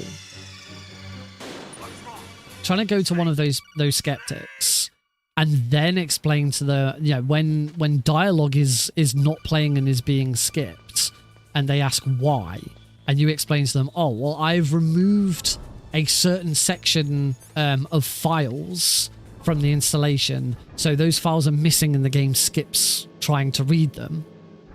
For me, like, it's hard enough trying to explain that PC Very Easy starts you with a gun. Never mind going into, oh yeah, I've manipulated the game's files to speed the game up. Like, you can't sell that to people. And I think it will make... I do worry that when I finally finish this goddamn run and upload it to YouTube, I'm going to have the same issue again, because I tend to get more views on my MGS1 speedruns than a lot of others. I imagine I'll get the same thing again. I will have people coming on and watching it and going, how come... Johnny hasn't spoken. Johnny hasn't said anything. He's just run off without saying anything. What is that? And when I explain in a reaction, in a reply to that comment, and say, oh yeah, this is minimal install. We've removed a bunch of audio files from the game so that they don't play and it speeds the game up. They're just going to go, oh, you're just cheating. That's not the game. That's not speedrunning. That's breaking the game so that you can't. To manipulate it. And I have some sympathy with that argument. To me, that's not what speedrunning is about. Speedrunning isn't about modifying game files. I'm all for quality of life changes, but Johnny didn't tell you to shut up, cheater confirmed. Exactly. I'm all for quality of life changes, and the number of quality of life changes that are in this, thanks to B-Man, is incredible. But when you're manipulating game files to get a time save, and I hadn't quite realized how big of a time save minimal install is. I think it's going to be quite big by the end of this. I'm 30 seconds behind because of that, because I apparently keep messing up the tank hanger. But we'll save that time like so quickly. Where is the line with some folks that everyone's different. Some people are absolute purists. Some people will say you are not allowed to use glitches. No glitches at all. And there are and whenever that's come up as a comment in any one of my speedrun videos, my reaction is, if you're not a fan of glitches in speedrunning, go and find a glitchless speedrun. You know, if you search my channel and type glitchless, you will find my glitchless speedrun of Metal Gear Solid 1, because I have one. Because there is a separate glitchless category in Metal Gear Solid 1 because there are people who don't like glitches. So if you don't like glitches in speedrunning, there is runs catered to you. And that's absolutely fine. You don't have to like... I'm not saying everyone has to accept glitches and everyone has to... Well, no, I'm not saying everyone has to like glitches, but glitches are a thing in speedrunning. For me, it's kind of the point of speedrunning. You are breaking the game to make it go as fast as possible by finding glitches, not by manipulating files. If they didn't want me going through a door after getting 50-50 chance hit by an enemy to knock me through a door, they should have done a better job of coding. And that's the other thing that I kind of see with this. In a speed run, is kind of, it's not you versus the game, it's you versus the developer. It's you and the developer having a fight over who's going to break first. You know, did the developer do a good enough job of stopping you from doing all of this shit, or are you going to beat the developer at their own game? I think when you look at it like that, it comes across as a challenge in a very different light.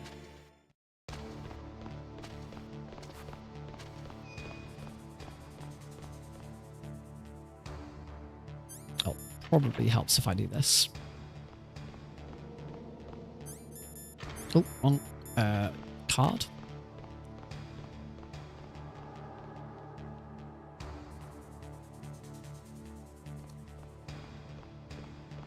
Yeah, I've seen very, very minor glitches in speedrunning that people like no. Don't like. People don't like GME. But I've had comments of people saying, "Oh, you're going out of bounds and using glitches. That's not allowed. That shouldn't be allowed." It's like developers left in weapon hotkeys that allow us to do it. Why would we not do it? It's fast. It's fun. It's really cool.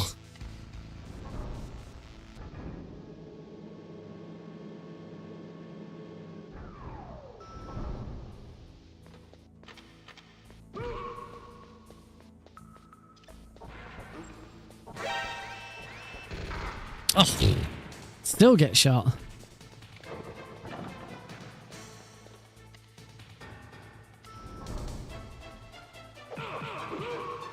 Oh, that was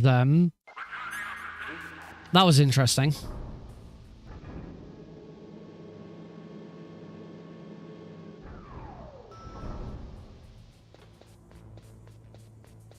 So massively behind. Did I make a mistake somewhere?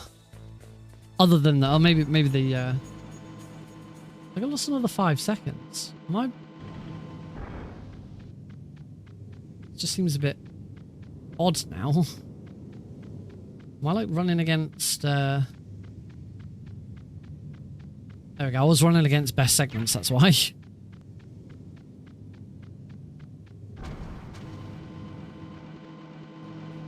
Oh, quality, here we go, quality of life change that B-Man's implemented in I don't know how long ago. As I say, it's been a while since I played this, but the ability to keep playing the game whilst not in focus. Mwah. Chef's kiss. Best update you have added to this. I was able to carry on playing the game whilst going into live split and changing that option. Oh, bugged this up again. I'll just die and do it again. That's it. If you watch those devs react to speedruns and you watch, they love it. They love seeing their game completely broken apart. It's great. Quite famously, Kojima is aware of the Boba skip. Kojima liked, I think IGN ran a story on it and tweeted about it when it happened. Oh shit, of course. I might have to reset again because I've completely screwed everything up.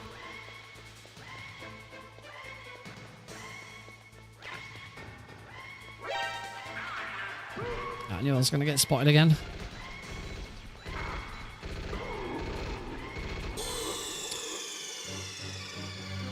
Bum bum bum.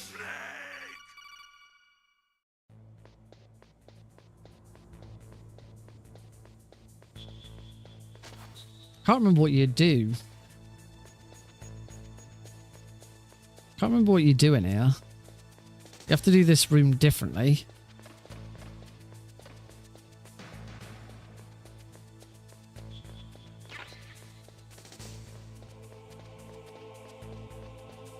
If you come in here, because the whole rank up and Snake getting all of his health back changes the timing of the guards. Oh, we'll keep going for now.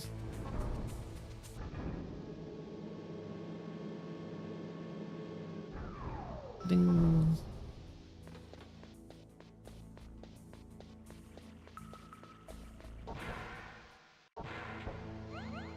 Why are my splits at the bottom like not showing up times, but my splits at the top are? Like I've still got a problem there as well. I need to have a look at that.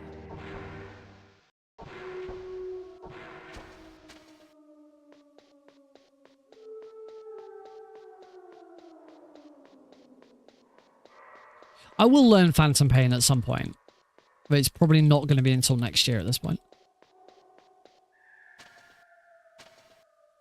Slightly off, but not too far.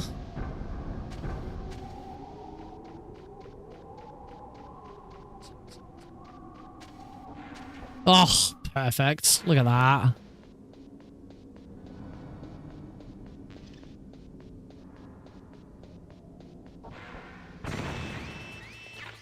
Oh, I shouldn't have picked up the rope. Alright, boba skip time. A little over an hour, I think. It's just quite complicated.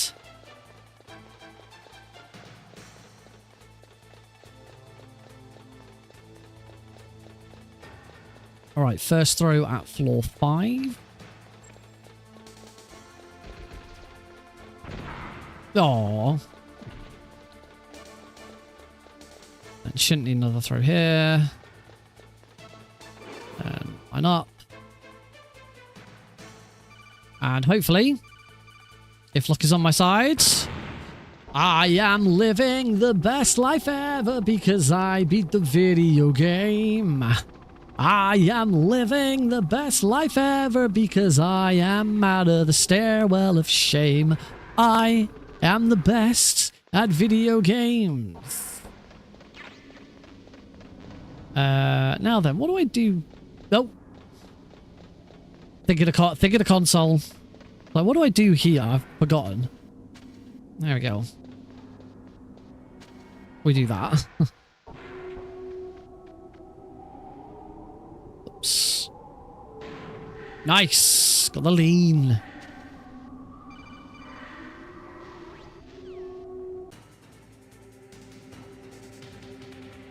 There we go. And that's beating wolf.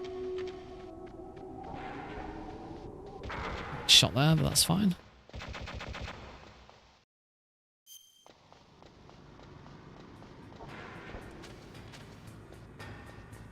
And Jimmy.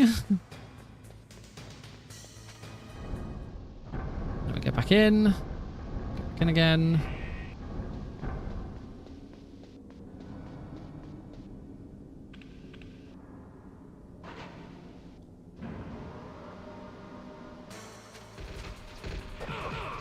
GME here. Oh.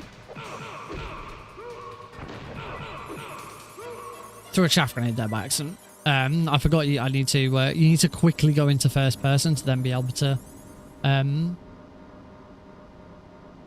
equip and unequip weapons.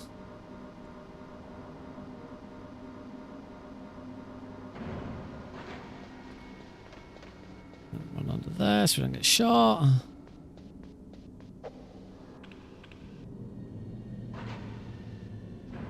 Apparently I saved a minute in that cargo elevator fight. I don't know why exactly. Must have been something. Again, there must be some minimal install thing that changes it. Here we want a GME because GME allows you to skip triggers. That's how we're allowed to go out of bounds, because like we open a door, go into GME, and Snake skips triggers. So the trigger to go to, the loading zone trigger, go into the next room, Snake doesn't interact with. It's kind of because we trick the game into thinking Snake is still in the same position that he was. The game kind of loses track of Snake's position. And we do that here because it skips a codec call.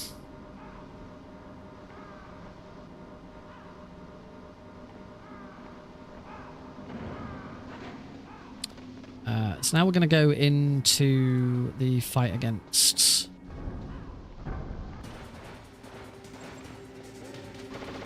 We go into GME here. And...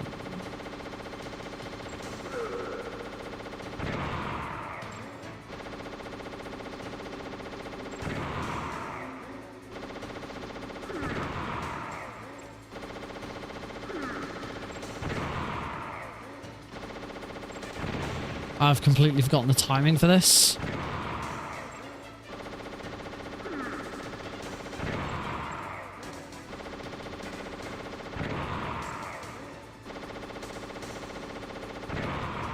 I completely forgotten the timing for Raven.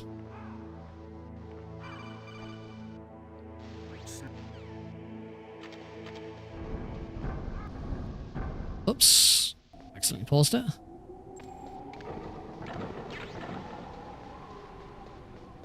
And I whiffed that chaff grenade.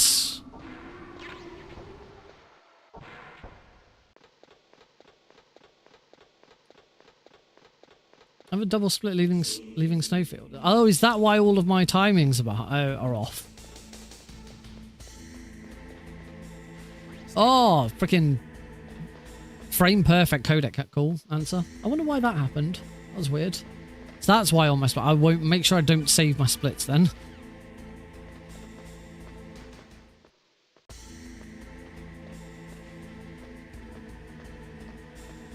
So now we join the really... Oh, another frame perfect. Well, I say frame perfect. I think there's a couple of frames in it. I use Atom multi-stream.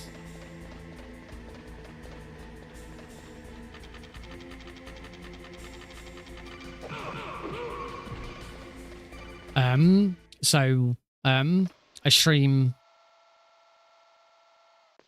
hang on, I'm just trying to remember what I'm doing here.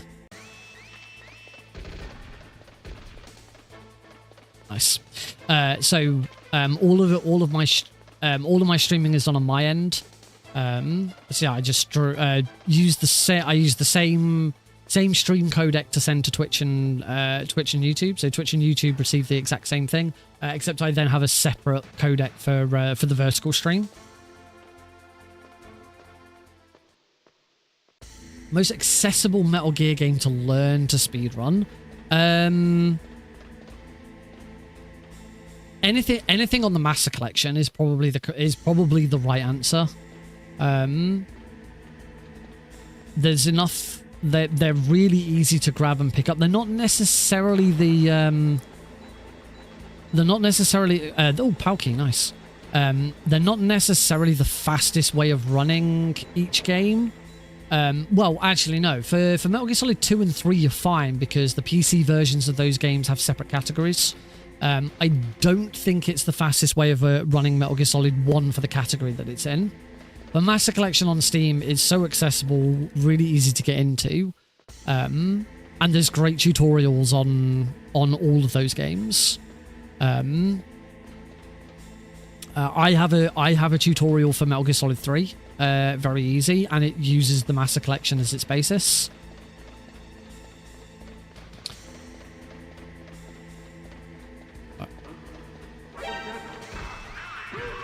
I need to remember what I'm doing because there's some like there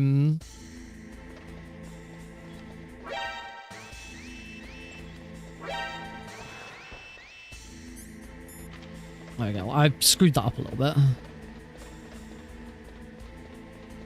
I remember that. Yeah, there's good tutorials for all of them. I think MGS1 console, you're probably still looking at Plywood's tutorial, which is quite outdated now, actually. It doesn't include I don't think it includes the boba skip. Although if you go on the Metal Gear Speedrunners wiki, there's enough other tutorials that fill the gaps.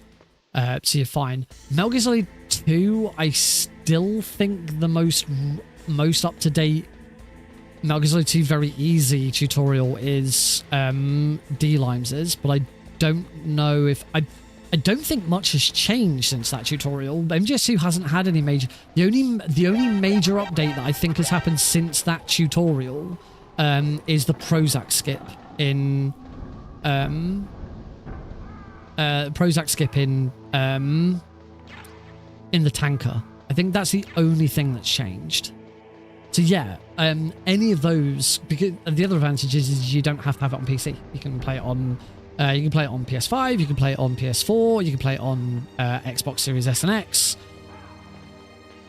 You can play on Switch. You really want to, you can play on the Nintendo Switch. If you really want to, I would recommend it.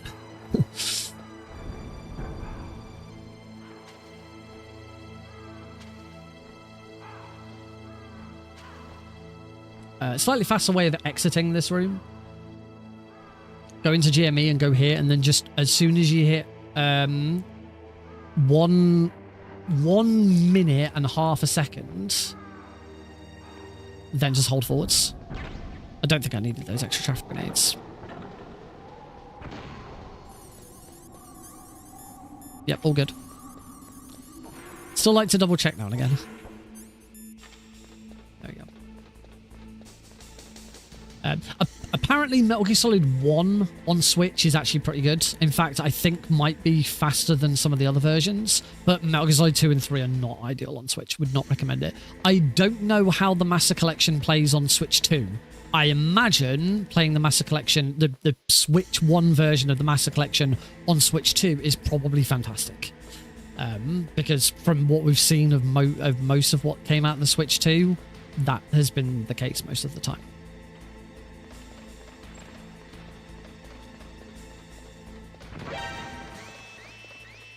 But yeah, all very accessible. They all have auto splitters. Some better than others. Oh, I can't. Oh, I shouldn't have used that last stun grenade. I can't swim now.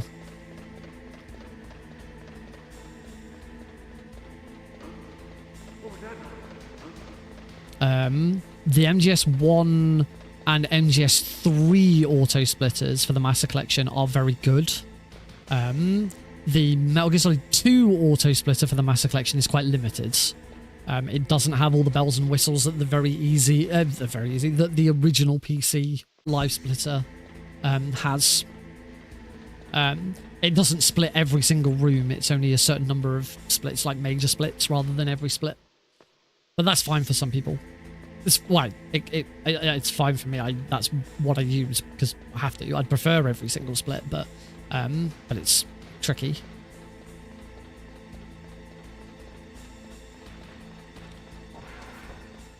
Before that, Metal Gear Solid 1 and 2 were still very accessible. The problem with both, yes, all of that you can find them in the Discord, or it's probably easier to find them on speedrun.com for each of those games. If you check the resources section of speedrun.com for those games, you'll find them. That's probably easier than trying to find them on the Discord server. Discord servers are bad places for storing information.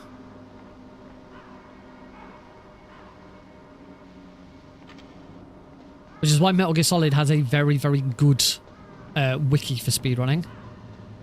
When it's kept up to date.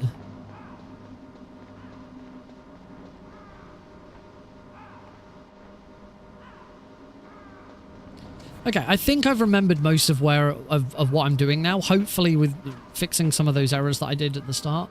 I still need to look at what's going on with... Yeah, I forgot to GME. What's going on with these subsplits? Timing method, game time, okay.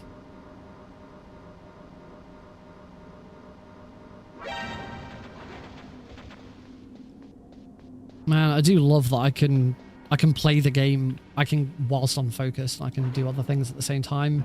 There's one thing I really didn't like about playing Metal Gear Solid 1. I'm really glad it's doable now. Right, Metal Gear Solid, because there's a lot of downtime in Metal Gear Solid 1. Any percent all split subsplits. Well, that'll do. Save overlays. Let's make a new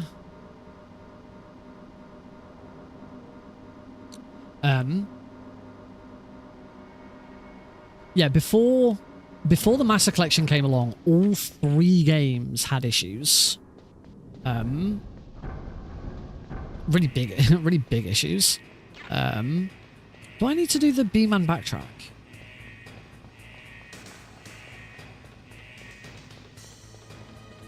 Do I need to do the B-Man backtrack, and if so, why? What's the purpose of the B-Man backtrack here?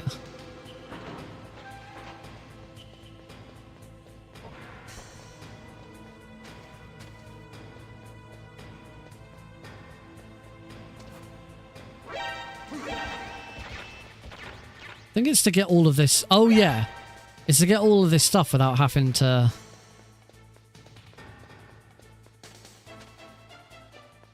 That's why you do the B. You don't need to do the B-Man backtrack in... You don't need to do the B-Man backtrack in easy. That's a like hard extreme thing. Same again. Wait for 1 minute and a half.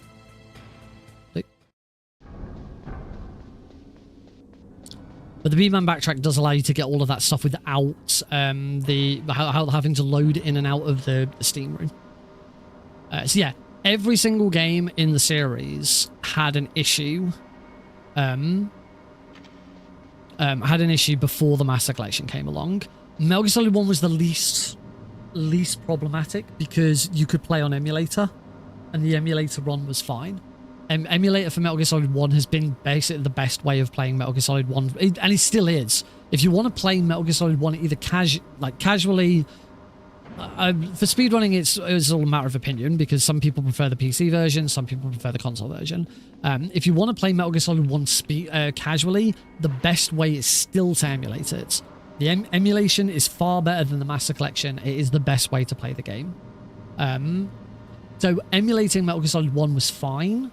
If you're alright doing the console version's slower, you don't get to skip everything, you don't have GME, you don't have all the tools. The PC version still, to this day, has a fairly hefty setup. You know, you have to install you have to have the installer, you have to make sure it works, you have to do minimal install. There's a lot you still have to do. It's gotten a lot better, it's gotten a lot more streamlined, but you can't just pick it up and play it straight out the box. I keep forgetting to GME. You can't just pick it up, play it straight out the box. You have to work at it. You know, you probably need a controller controller input re-inputter. I can't remember the word I'm trying to say. Yeah, you probably need DS for Windows or Rewaz or something. But once you've got them all done, it's not too bad. You can get the occasional crash. Metal Gear Solid 2 was pretty much in the same boat. If you want to just play a console version of the game, then fine. Just play the console version, you won't have any problems. You can't... There's no auto splitter for the console versions, obviously. And the best way of playing on console was to play the 360 version on an Xbox Series S or X. PS2 was, you could play it on a PS2, it wasn't great. You could play it on a PS3, it was still, you know, slower loading times, but it's fine. But by far and away the most popular and the fastest version to play was the original PC version, the original PC port of the game. Again, like Metal Gear Solid 1, suffers from the fact that it requires a hefty setup to get it working. You have to use VSFix, you have to mod the game, or you have to apply fan patches, and then there's other little hoops you may have to jump through. It may crash, you may have problems. So it's still not the easiest game to get into.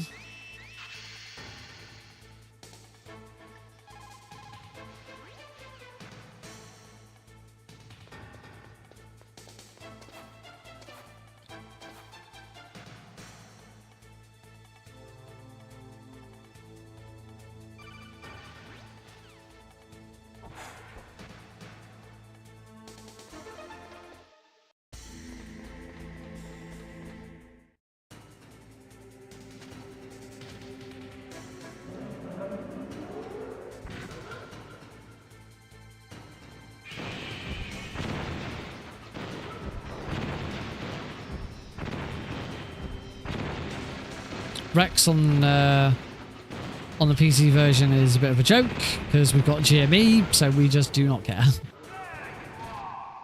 Oh, I was not ready for that.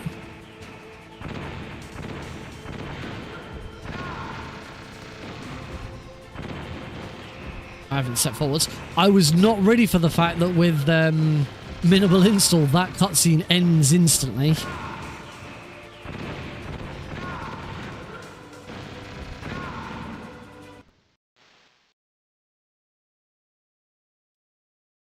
Oh, no, it's crashed. We skipped through it too quickly. Game's crashed. Now, this is probably a core issue. So there's another problem with the PC version where it can, because you skip through cutscenes so quickly, it can cause the game to crash. And in the in the integral launcher, you have you can change the number of cores of your processor that run the game, and the number that you select can have an effect on it. There is a guide on Metal Gear Speedrunners wiki that has some examples. Problem is my processor isn't on it. My old processor was, and I knew what I had to do. So I just took a guess. I selected cores 0 to 5. So I'm going to change. So when I restart the game, I'm going to change it to cores 0 to 3 instead, because that was one of the other options. Yeah, unfortunately, that means this run's dead. I'm not going to save the splits because we had a double split at one point. Yeah. I'm surprised. There's a couple of other points where that can happen first. So let me change it to cores 0 to 3. What we'll do is I'm going to go straight to that cutscene and we'll try and do it again. So we want Rex. Metal Gear Rex.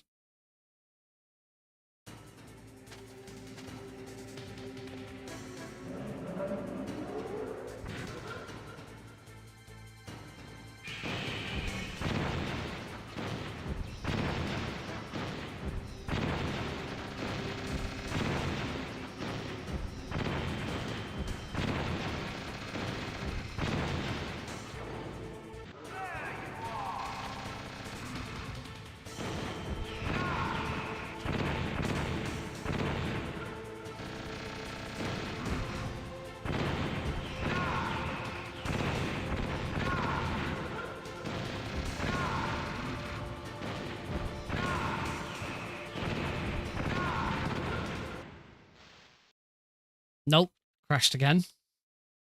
So I've now basically got to keep doing this until I can find the core affinity set that works for me. I'm just going to try core 0 on its own. Yeah, unfortunately, this is the way this is.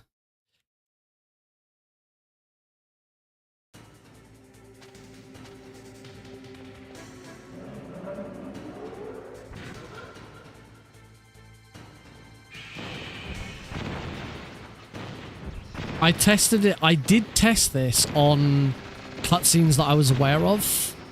Like, after Raven was one of them that used to do it on.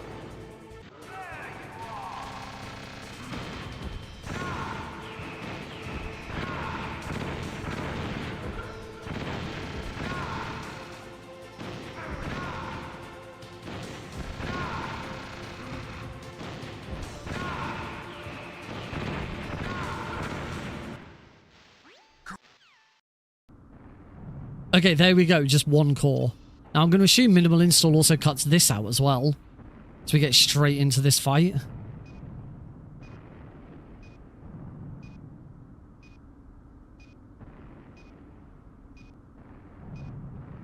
Nearly straight into this fight. We don't have any dialogue. But I'm assuming it is still slightly sped up. I'll continue, since we're at this point, I'll continue the run.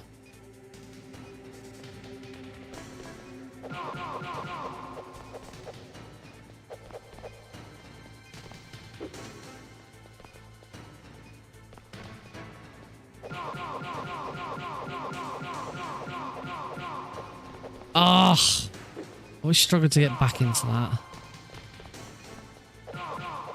What's wrong, Snake? What's wrong, Snake?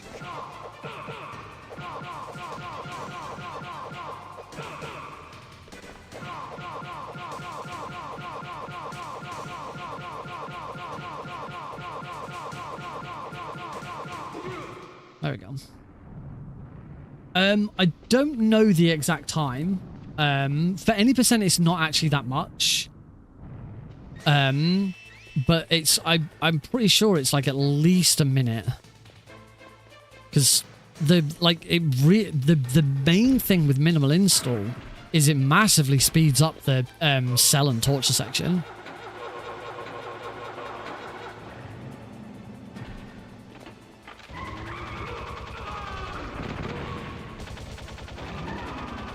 Okay, but it does therefore seem that just using core 0 is the best thing. So I will add that to the wiki.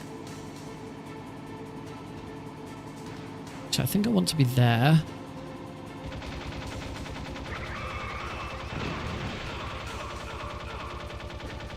Wow, just wasn't quite over enough. Again, this is probably sped up because we're not waiting for Ottocon's dialogue.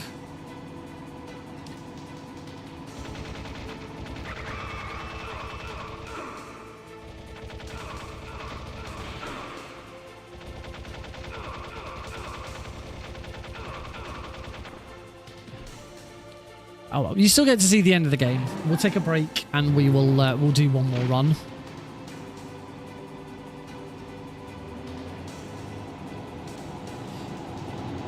Over yet, Snake. It's not over yet. So again, the dialogue didn't play, but I don't think it actually saved any time.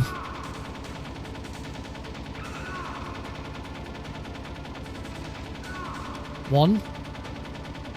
Two. Got both, Not yet, Snake. excellent Not chance. over yet. I got both bonus hits in the first transition. That's one. And that's both bonus hits in that transition.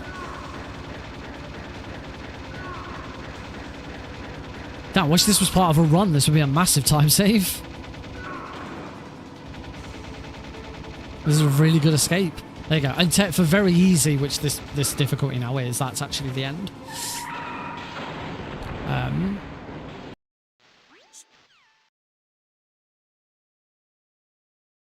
I know you, yeah. I don't remember what you do. I think you mash start rather than hold X. Can't remember. I'm just holding X at this time. Let's see what happens. Yeah, you mash, I think you mash start. But can you just hold start? Can't remember. I think you have to mash start. There you go. Because it's very easy, because that save was very easy. This is the GOG version, yes. Because the Reddit Oxide version does not work on my computer. I tried it last night and it just kept crashing. So I'm on the GOG version. The GOG version can have some crashes. We've already seen some crashes this evening, but hopefully changing the core affinity will have made a difference. We'll wait and see. Anyway, right, we're going to take a break because I need the loo and I could do with a drink. That's probably a good idea. Yeah, game preservation. So don't go anywhere. We're going to take a short break. There will be some ads that play, but when we come back, hopefully I'm going to do another run. Hopefully we finish the run all in one go and I don't make a complete hash of it. And if I do finish the run, there's a very good chance there will be a PB because minimal install just cuts out so much time. It's kind of ridiculous. So yeah, see you all in a few minutes. Smoke break. Not for me, I don't smoke.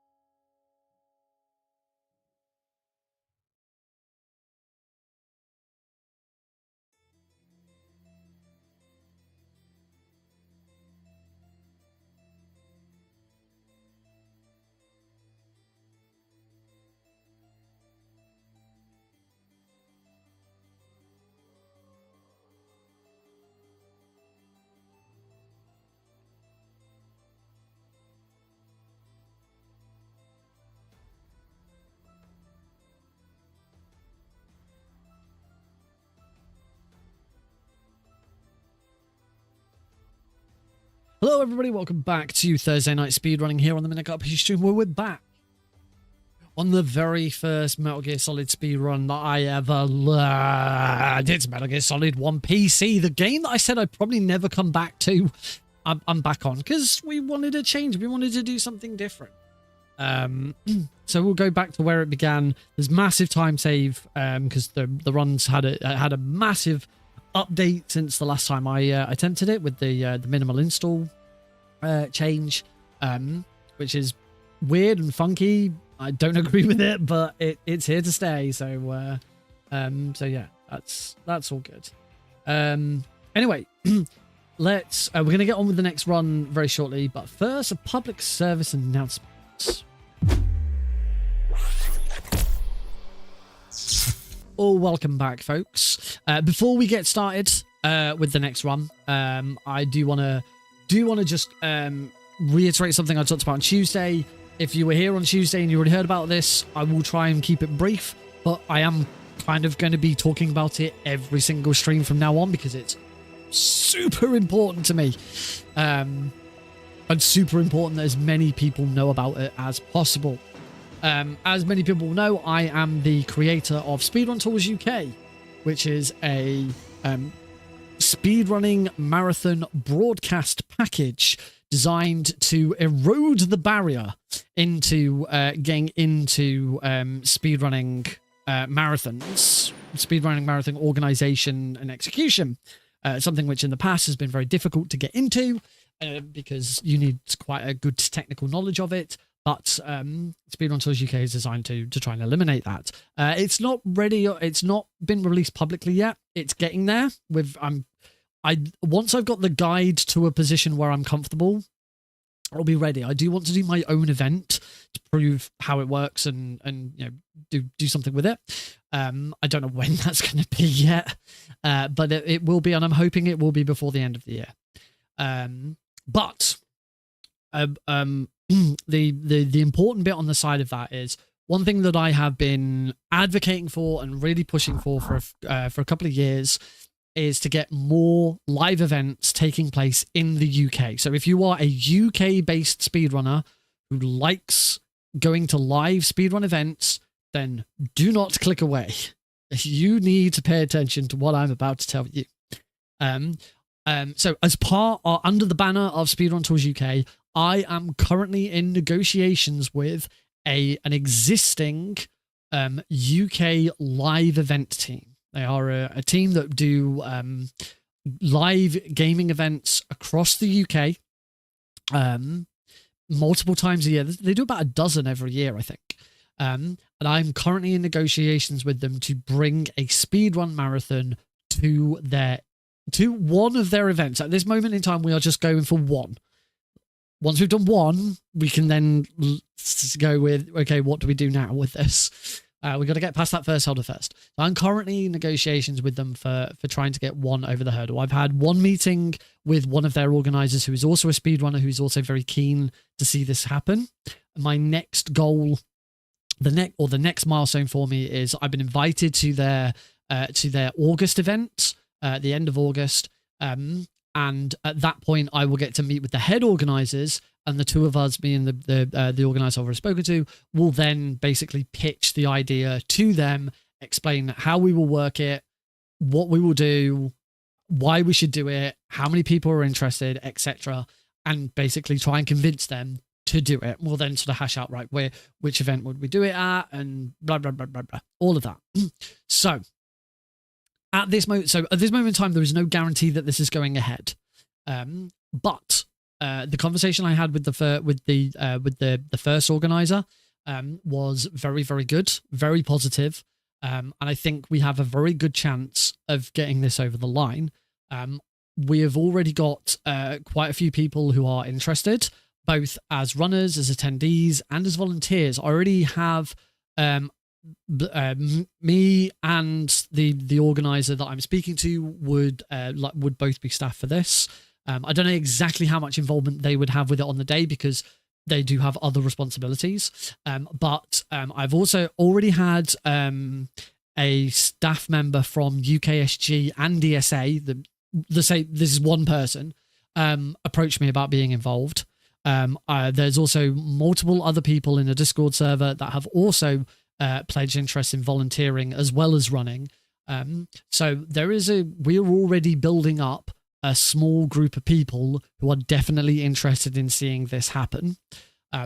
But we need more, because in this meeting in August, if I can go to the organizers in August and say, I already have a Discord server full of interested people who want to participate, attend, run, volunteer, whatever, and this Discord server has got 50 people, 70 people, 100 people, 200 people, whatever I can go to them with. Basically, every single number I give them, that is the number of potential tickets they might sell to their event, extra they might sell to their event to get people to go. So if that is something that interests you, if you would like to go to, and the best part about this is if you go, you are not just going to a speedrun marathon, you are going to a big convention. You're going to a gaming convention. There are loads of things going on. There's loads of gaming stuff. There's board games. There's there's shows. There's panels. There's entertainment. We would only run during the day. I think it's something like 10 a.m. until 6 p.m. And then there's a whole evening entertainment, and there's drinks and food and so much stuff to do. So it's not just about the speedrun. The speedrun is a big part of it, but it's another opportunity to bring speedrun community together to celebrate, have fun, socialize, do stuff in a live setting. That's what I really, really want. I want to do more live events. I loved going to GDQ. I loved going to UKSG, but it's always in Scotland. Live events are fantastic, and we have a really, really good opportunity right now to maybe bring a new event to UK speedrunning. And as I say, if the first one goes really well and everyone's happy with it, then absolutely I will be pushing for us to do more. I won't push for us to do every single event that they do, because they do, as I say, they do about a dozen a year. We can't unless we got a big enough team to like swap people in and out. Also, I don't think there'd be enough speedrunners and attendees to go to every single one. I think we would have to sort of work out exactly which ones we'd want to attend. But certainly 2 or 3 a year would be fantastic. If we did 2 or 3 a year, it would also mean they're not all in the same place, because as I say, the events are all over the country. So 2 or 3 a year, ideally, I'd be looking at one in Birmingham, one in Manchester, and one in Leeds. I think those are 3 really nice, south, northeast, northwest. I think that's a really nice spread. There's loads of different opportunities. This is a huge, huge opportunity to get a new event in the UK speedrunning. So, if that is something that interests you, if you really like the idea of doing this and you want to be a part of it, you want to attend, you want to, whatever you want to do, please join the Discord server that I have just linked in every chat. Whether it doesn't matter which. Actually, maybe, have I still got the problem where StreamerBot is sending the same link twice to one? Yes. Still sending the same link twice to one YouTube stream and not the other. So I've just gone and posted it in the other one as well. So please join that Discord server. There's no obligation. If you join it, that's not saying if this goes ahead, you will definitely attend or anything like that. This is just to show interest, show support, just chat with other UK speedrunners and, talk about it, come up with ideas, ask questions. Hopefully in the non too distant future, I said on Tuesday's stream that I'm probably not going to be able to disclose much about stuff. And like, if it all falls through and it doesn't happen, I don't want to disclose like too much information so that people like get pissy about it or try like whatever. I don't know. People do what people want to do. However, there's one bit of this that I haven't talked about yet because I'm waiting for something to happen first. So hopefully very soon something is going to happen. There will be an additional announcement as part of all of this, and at that point I can be a little bit more open about what's going on.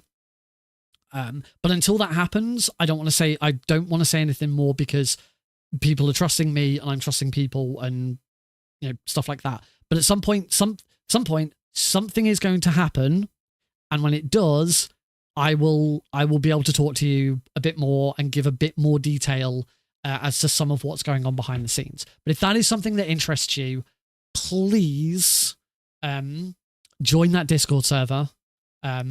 You'll when you first join it, it'll ask you what you'd be interested in doing. They said it's not an obligation. If you join the Discord server and you click, you say you'd be a runner, that's not saying you definitely have to come and be a runner at the event. That is saying you would be interested. If everything worked out, it was a time you could do, it's a very affordable event. You would, it should be noted that anyone who attends, we might be able to wangle it for volunteers who are working behind the scenes to get in for free. I don't know, but runners and attendees, viewers, you would have to pay to attend. But that is getting you into a convention as well. It's not just to come and speedrun. It's to enjoy everything and part all of it. I've been to one of their events. I only went to one. I think it was 2018 that I went. It's been quite a while, but it was fantastic. But Heidi and I both went together. It was a really great weekend. We really, really enjoyed our time there. And I don't think we dressed up, but might dress up. Because it's a big convention. People go in costumes, and I like dressing up. So yeah, please join the Discord server. Obviously, particularly if you're in the UK. If you're not in the UK and you are interested, you can still join. There will still be planning to do online.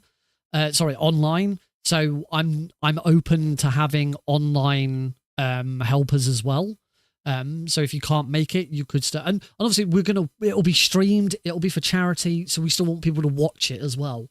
So whatever interest you have, but this really is mostly targeted at people who would want to attend, be there in person, buy a ticket, go to Birmingham or Manchester or Leeds, or wherever it ends up being, and be there. So yeah, please join the Discord server. Yeah, I already got one. I did want to go and check. I've got streamer mode enabled. I only see the letter O, so I'm going to assume it's Omnituance. If that's the case, thank you. Yes, please join that. And also, please share this information. Even if you're not interested, if there is somewhere, that you can share that information, please do. If you find me on Blue Sky, bluesky.app/profile/nickrpgreen.com. I'll resend the link to the server. There you go. If you find me on Blue Sky, then one of my most recent Blue Sky posts was about this. Go and repost it. Go and comment on it. Go and like it. Go and share it. I have today written up a community post for speedrun.com, so I'm hoping they allow. It's not really a marathon that's going ahead, so I don't know if they'll allow this post because it's a bit different, but hopefully they will. Yeah, please, we need your support. For the sake of UK speedrunning, we need your support. I really, really want this to be a thing. I've been wanting to do this. I sent the team an email, and like a day later I got a response to my email from this guy.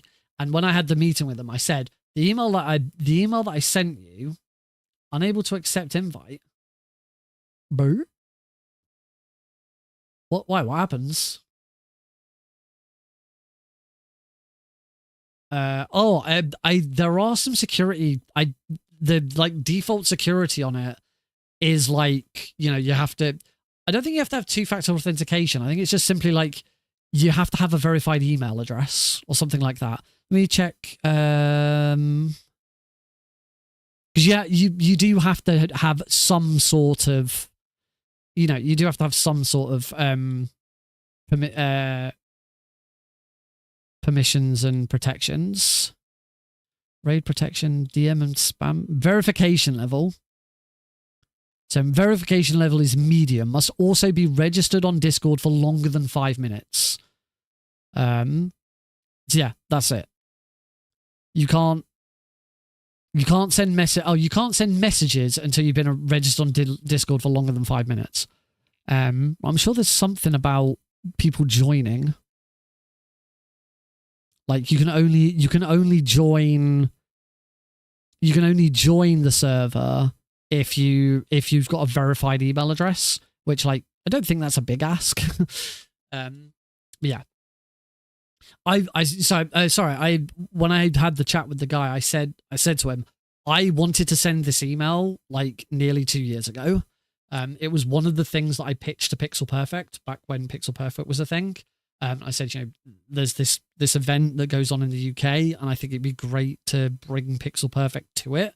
And that would be a really good way of us having live events. Completely shut down instantly. Jasper was like, no, we're not doing that. If we're having live events, we're making our own things. Piggybacking off someone else doesn't work. It won't work. I was like thinking, UKSM did it with very reasonably successfully with reasonable success with Insomnia for many years.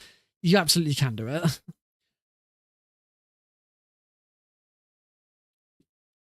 In fact, last weekend, Speedrun Tours UK made its live event debut with Steel City Speedsters in Canada.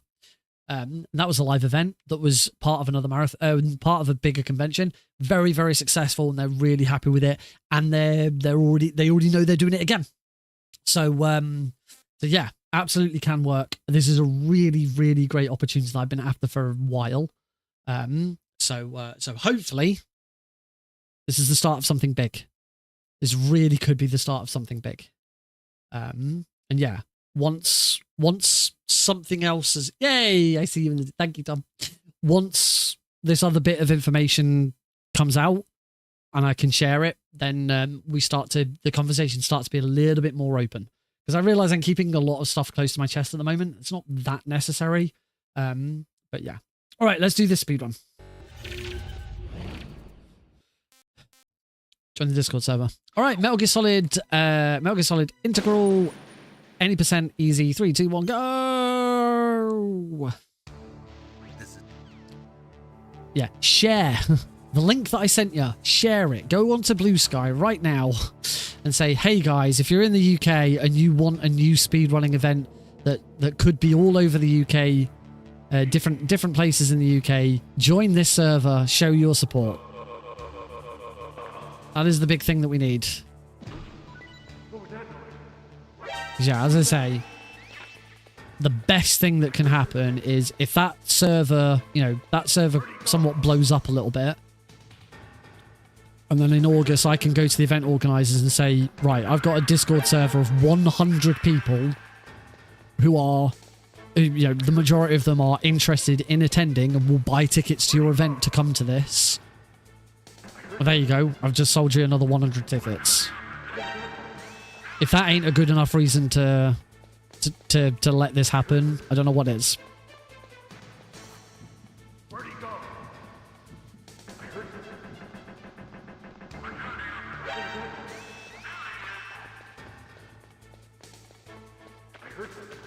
The server does, as to the best of my knowledge, there might be more, but I know for a fact the server now already has 2 UKSG staff members in it.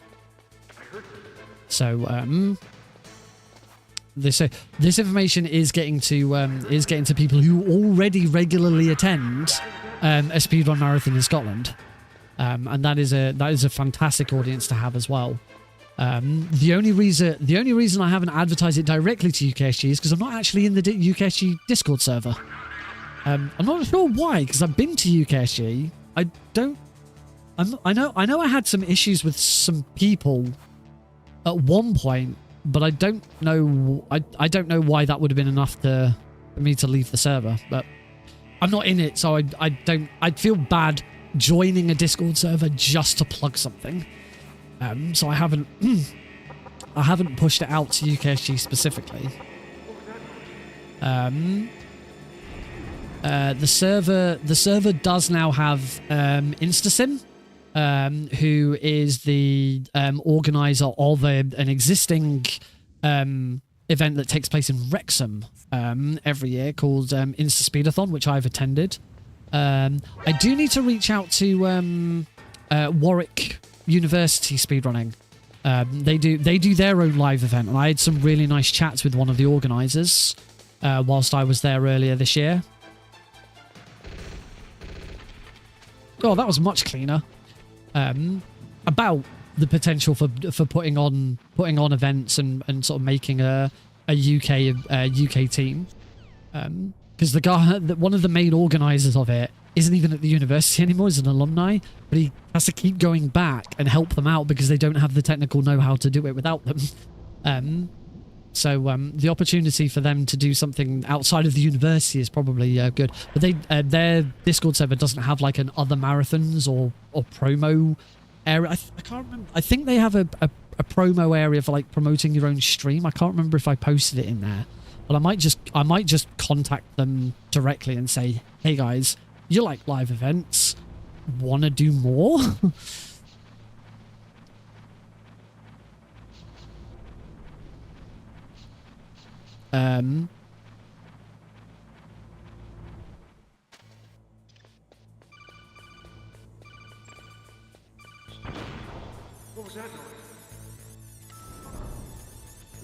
Yay, I got that right for once. There's actually one other person I should reach out to directly, that I haven't yet.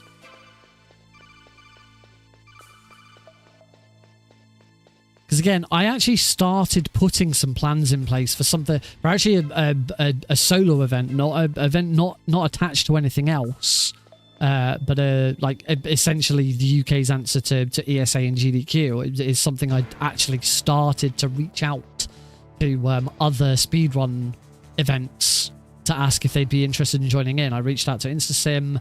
I reached out to the former head of UKSM before UKSM disbanded. Never got a response from them, and then UKSM disbanded, so I understand why I never got a response. But I actually also reached out to the head organizer of Shots Fired, because they were looking at doing a live UK event at some point, because they're UK based and they wanted to start doing live events. So I reached out to them. I had a really positive response from them, but then it kind of all died and I never got in touch with any of them again. So I might have to go back to them and say, hey, you were kind of on board with this before. You want to give it another shot? I promise I won't go dark on you this time like I did last time.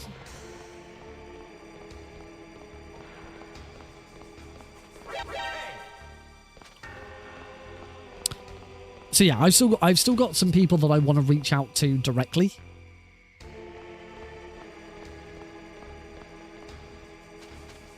But yeah, I'm really pumped about this.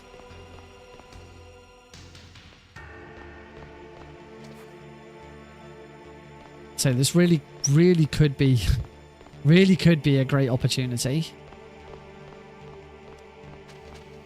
And on top of that, I've been invited to an interview for my hotfix show idea, which, considering everything else that's coming up, I'm actually, I as much as I would like to have my own hotfix show would be amazing, but with everything else, with this and I've got like 3 other online marathons that I'm now involved in. Preventathon 6 is coming up at some point. In fact, Preventathon has a mystery announcement coming out today. I may already know what it is. I mean, it's not really much of a surprise what it's going to be. Yeah, Preventathon 6 is coming up. The folks at that did Speed for TLC, I did in February. They're now considering their next event, and I've already said, yep, I'm on board to do the same again. It'll be even better because the package has changed so much since Speed for TLC. It's like I'm gonna have to redo a lot of it from scratch because it's just so different now. But it's going to be so much better. I mean, the same for Preventathon. Preventathon's going to have to. I'm going to have to start the tech build from scratch again for Preventathon, because even since Preventathon 5, the package has changed so much and has had so many quality of life changes that trying to implement that into their existing tech just isn't going to work. That's kind of the beauty of Speedrun Tours UK, because of the way the design variables work. it shouldn't be that difficult for me to just take the old file, take the design variables file, and whack it in, and there you go. 95% of it should be ready to go. It's just anything that I like manually tweaked in the code will need changing.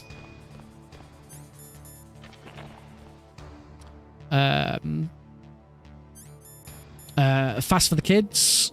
Fast for the Kids, which is how this all started.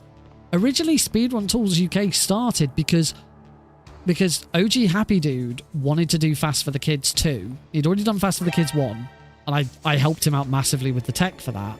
But for Fast for the Kids 2, I started to build our own custom Node.cg package and layouts for it. And that's how this all started. And then when it kind of Fast for the Kids 2 got delayed and then cancelled, I was like, well, I'm not letting all of this go to waste. And actually, so I think someone approached me and said, I know you've got this stuff from Pixel Perfect left over. Would you help us out with it? And that's kind of the point where I went, right, you know what, I should make this a thing. So yeah, it's Speedrun Tools UK actually has a lot to thank OG Happy Dude for. It would not have come about if it weren't for Fast for the Kids, at least starting, and me being like, well, I've done all this work, I ain't letting it go to waste. But yeah, Fast for the Kids 2 is now making a resurgence. Happy Dude has recently put out a call for volunteers. Don't know when it's happening yet. Dates haven't been decided. I just wanted to put out a call for volunteers first. So yeah, there's that. And then finally, I don't know how public. I don't know if there's one more marathon that I am now co-tech lead for. I don't know how public it has been made, so I don't want to say much more about it because I don't know what's already been said. I've literally only joined this week, so I really don't know that much about it yet. I just know what I'm doing. And Speedrun Tools UK will be part of it. We'll be using that package again. So I will say more about that when it's been properly announced and made public. All I say for now is it's a benefit marathon. So it's a marathon to help a certain person who is struggling and has and is in need of assistance monetary wise, which is something the speedrun community does so fantastically well. I was a part of an event earlier this year called Lifeline for Linear, which is fantastic, and it's great to see so many speedrunners come together for such a small but very personal cause. You know, it's one thing to raise huge amounts of money for Militaires Sans Frontières or prevent cancer like GDQ does, but to do something that changes a person's life is something very special.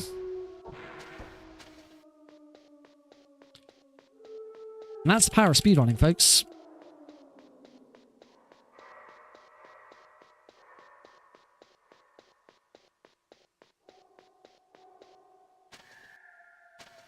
Still slightly too far over. Oh.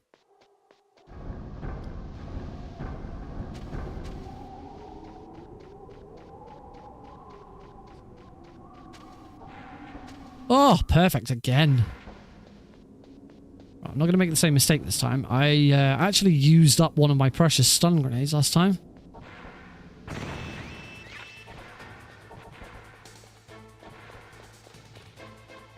I should have used a normal grenade. I want to save those stun grenades for the boba skip.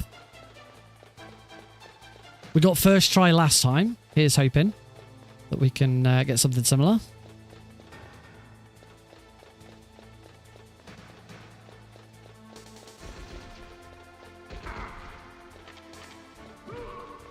Actually, forgot to use a stun grenade at all there.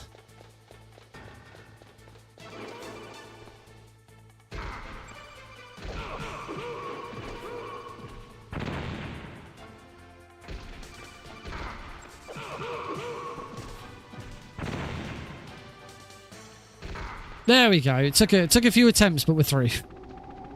It is 50-50 chance on Boba Skip. Whenever Snake takes damage, he will play one of two recoil animations. One recoil animation sort of sends Snake's hitbox back further than the other one. When you get the big one, that's when it works. We need those grenades before we go anywhere.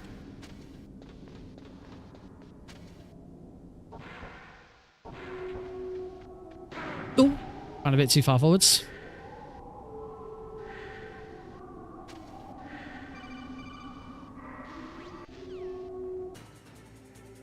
Whoops.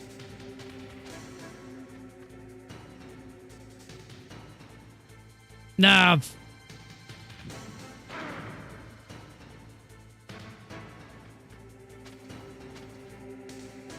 There we go.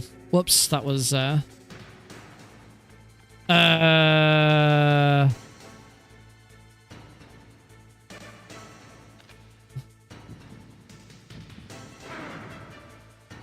okay, I've completely screwed this up.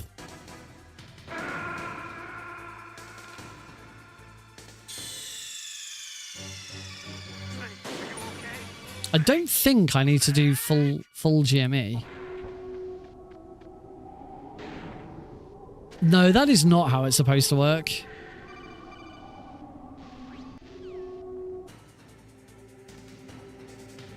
Done it again.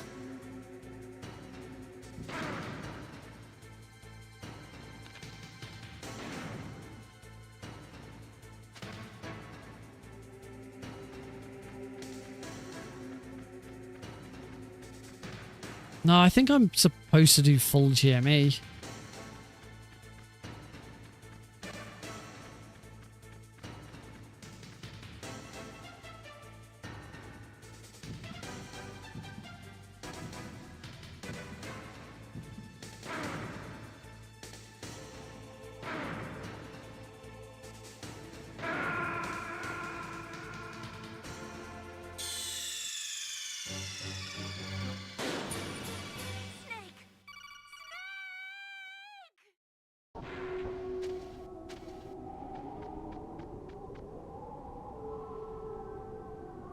Done it. Oh, now I've truly broken it. Now I've done it at completely the wrong time.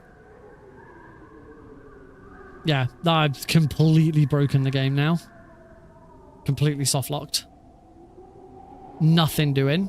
Can't do it. I've completely screwed it up. I don't know why I did that.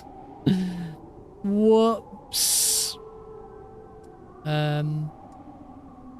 Oh dear. Right. I think the best thing for me to do right now is going to be to relaunch the game and give this just have a quick practice at Wolf, because clearly I'm getting something wrong with Wolf. Oh.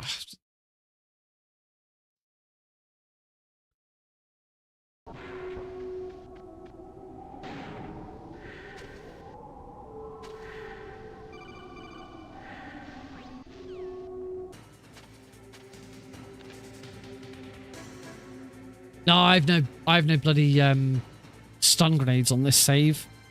Give me a sec, because I've now crashed it again. Let me just change my save profile. Open save game manager. Easy. Any percent. Delete all of these. Delete default profile. There we go. How do I make a new profile? Profile name, any percent easy. Right. Main game. Any percent easy. Right. I'm just moving all of the any percent easy save files over. There we go. Right. Launch. Okay. Now when I go into the saves, they should all be they should now all be any percent easy saves. There we go. Rather than all right, do I have stun grenades? Still don't have any stun grenades though. I've got normal grenades.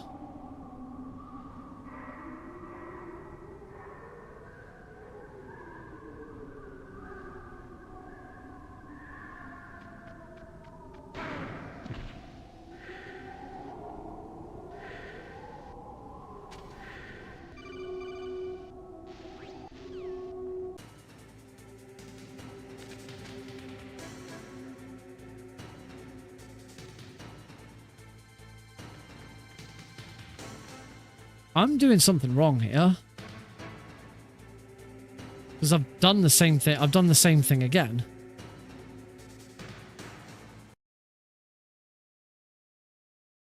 Where am I going wrong here? Maybe it's not...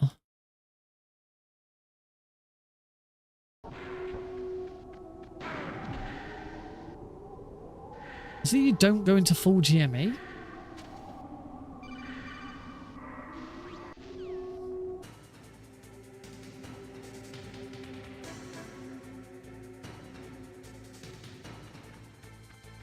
Yeah, I'm going into full GME and I'm not supposed to.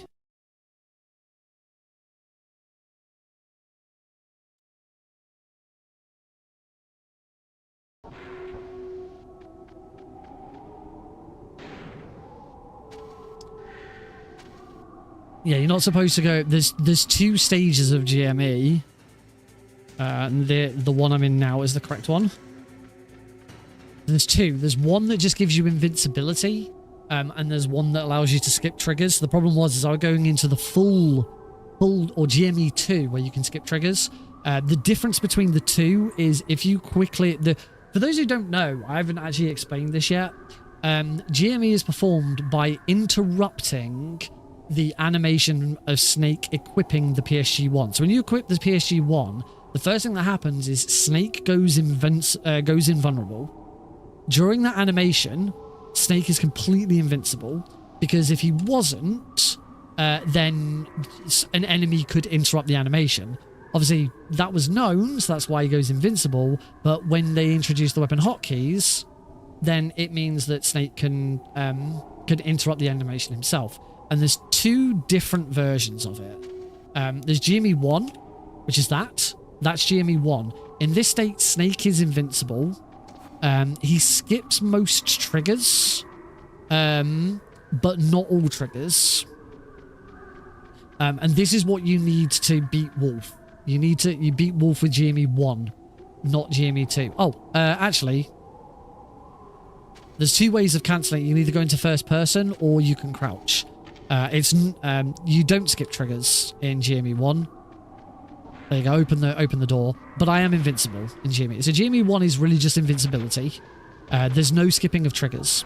GME 2 is that. Or that. Basically, if you interrupt the animation... If you interrupt the animation and Snake is standing up at the end of it, you're in GME 1. If you interrupt the animation and Snake is crouching... at the end of it, you're in GME 2. In GME 2, you skip triggers. So my level 6 card key now doesn't open this door because I'm skipping triggers. You can't change that. There's some things you can't do, like if you're in GME 2... Whoops. That now completely resets it. If you're in GME 2, for example, you can't open menus, you can't change weapons. You can just break that by going into first person. Everything else is the same. Oh, no. Oh, now, yeah. Going into first person or crouching can break GME. But it doesn't, like, break the invincibility unless you crouch, I think, or something. I can't remember exactly how it works. Yeah, that's what GME is. So what I was doing is I was going into... And you can... To get into GME 2, you can either do that, where you just hold off a second and then interrupt the animation, or you can go into a crouch. You go into a crouch, GME, so you're guaranteed to be in a crouch, and then be back in a crouch again.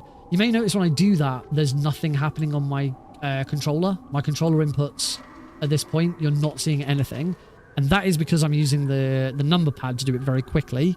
On the keyboard, 9 is chaff grenade, 0 is the PSG-1, which is why you tend to find people do GME with the chaff grenade, because you need the PSG-1 on 0 and chaff grenade's on 9, so it's right next to it.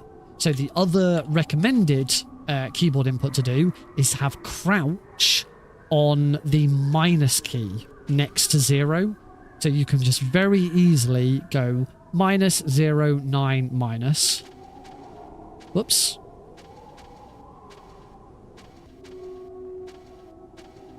There we go.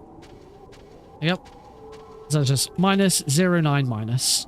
And that's a very very fast way of getting into GME2, standing back up again and keep running. But if you go into GME2 against Wolf, you completely break it. And that's obviously not what we want. Oh, ow. The only thing is moving my hand into that position is a bit awkward. And it's hurting my wrist, apparently. All right, we still got time. I'm not actually at work tomorrow. I've got a day off because I'm going to a wedding. I don't need to be up like super early. So let's give it one more go.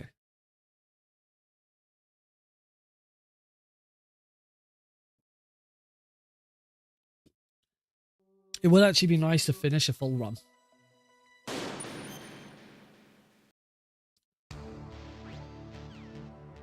I don't know with whether with minimal install, the world record for this category is now under half an hour. On very easy difficulty it is. You can beat the game in under half an hour on very easy. I should know I was the first person ever to do it.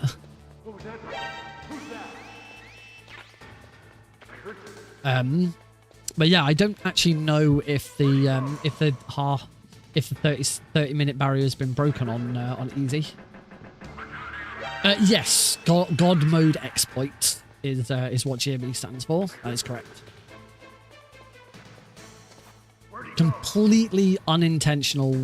You know, the difference between GME and the area reloader, for example, is the area reloader is intended. It was a dev tool. It was a dev tool that was left behind, but intentionally left behind. The area reloader is one of the function key cheats.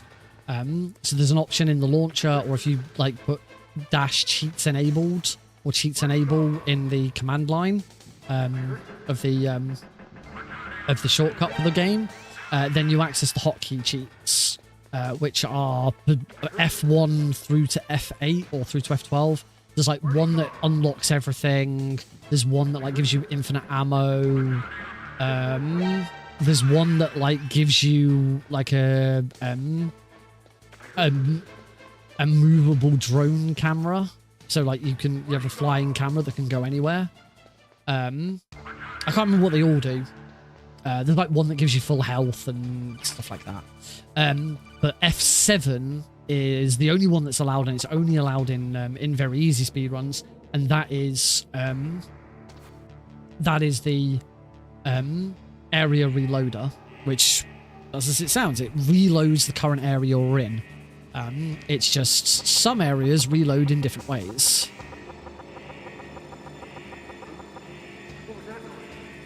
Some areas, in some areas, you reload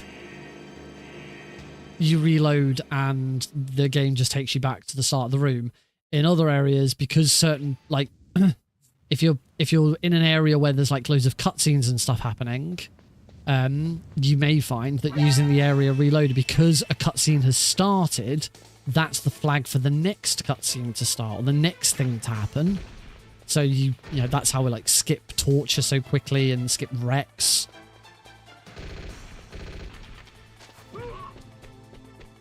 Hey, Paul. So yeah, like very easy difficulty on PC. You don't fight Rex. You skip the fight completely. You get into the fight. You use the area reloader. It puts you into the Grey Fox speech. You used to use the area...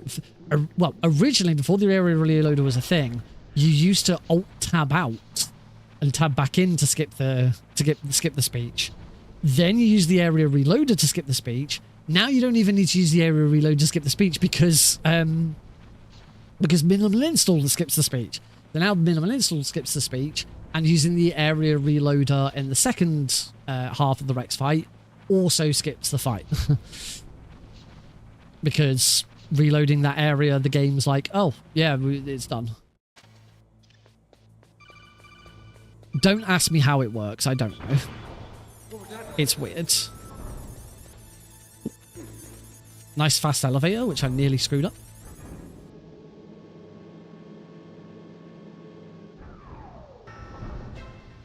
So yeah, really, really interesting piece of tech, the area reloader. In hindsight, even though I was like the biggest advocate for it and made the most discoveries and like rooted the game with it, I don't think it should be a thing. I've gone back on my original thought, and I really don't think it should have been allowed, because it's not really in the spirit of things. You are manipulating the game. It's not. It's changing the game. At least it's only available in very easy difficulty. The only reason it's only available in very easy difficulty is because it wasn't really known how it would affect the in-game timer. And because very easy is the only game mode that is recorded in RTA rather than IGT, because there is no final score screen at the end of the game, it was deemed that it was acceptable for very easy to do all of these weird things, because it didn't matter if the IGT was affected, because there is no IGT. There is. Very easy still has IGT. Live Split still picks up an IGT. It's just it's never displayed in game, so we don't use it.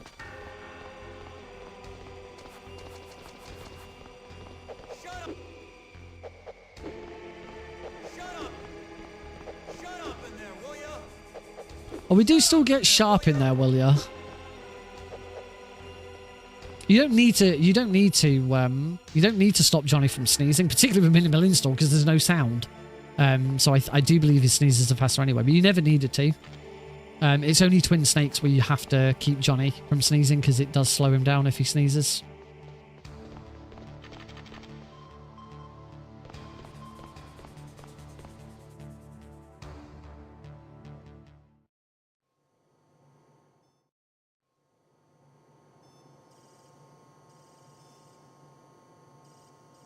Burn. Burn. Burn. At our own sound.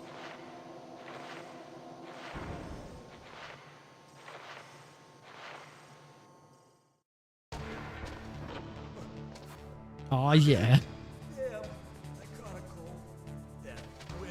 She took my clothes.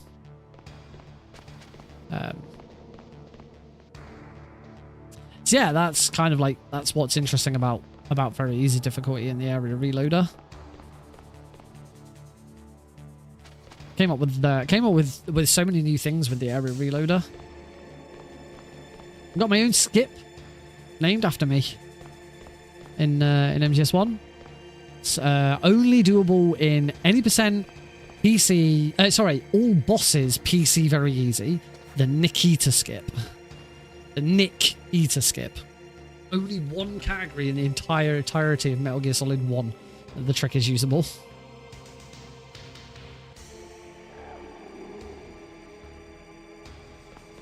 The same execution is used in other areas anyway, so it isn't just solely called the one version of it is called the Nick Eater skip.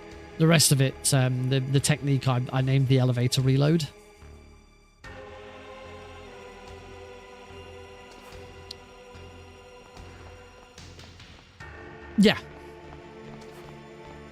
Yeah, I agree. But as I say, at the same time, I'm not gonna. If I'm gonna have a go at this run again, I'm gonna use all the tools at my disposal.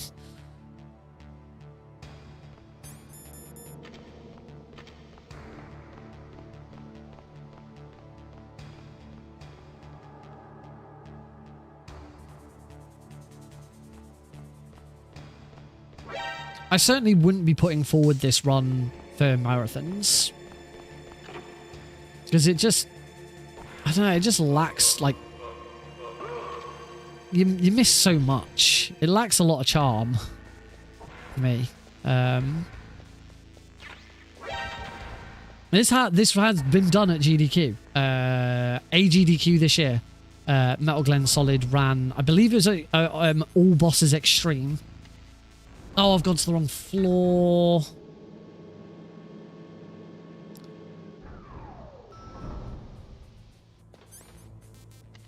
Damn it, wrong floor. Okay, I lost 11 seconds.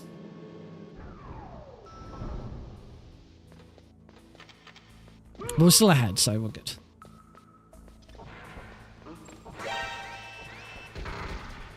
Oh, they still shot me.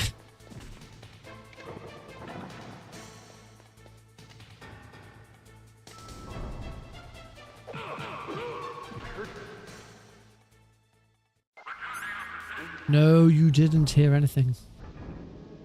Okay, we're good. We're still 25 seconds ahead, so we're fine.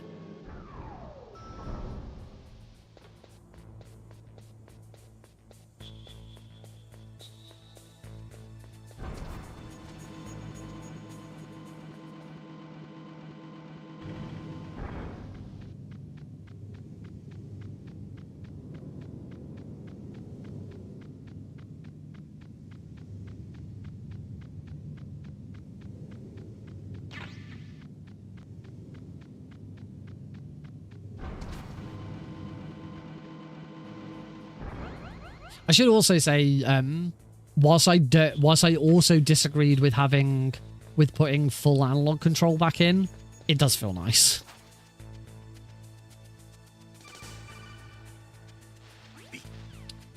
B. Full analog control is something that was never in the PC version. You only had 8 directions, and it was discovered again by B-Man. Discovered that basically the developers just missed it. It's actually fully there already in the code to be a thing and working. The developers basically just forgot to switch it on. So when B-Man patched it, he basically just changed one variable or something in the code from a 0 to a 1, and full analog control was in. I still disagree.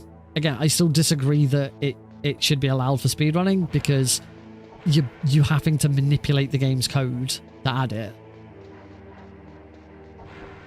But again, it is nice.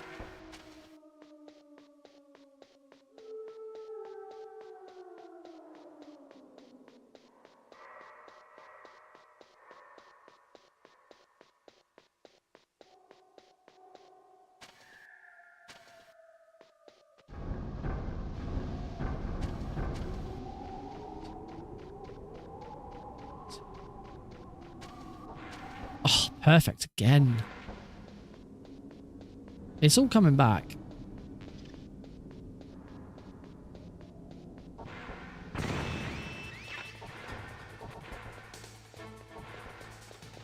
I think one thing that's kind of amazed me that's come back so quickly is using the right analog stick to select weapons. Just, like, immediately eased back into it.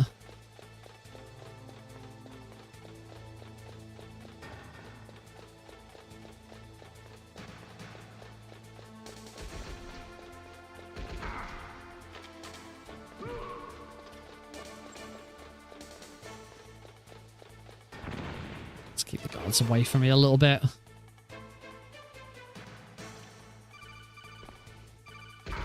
Nice! First try! I am living the best life ever because I beat the video game.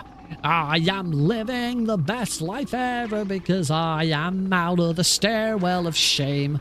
I am the best at video games.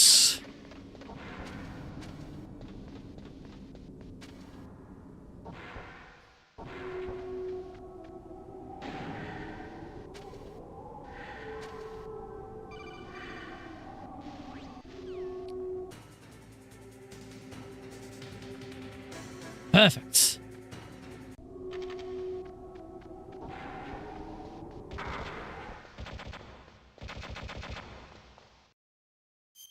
I like that you still hear the disc change noise.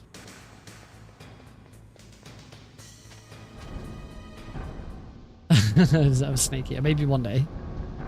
Nick sings Metal Gear speedrunning. Well, there's an idea.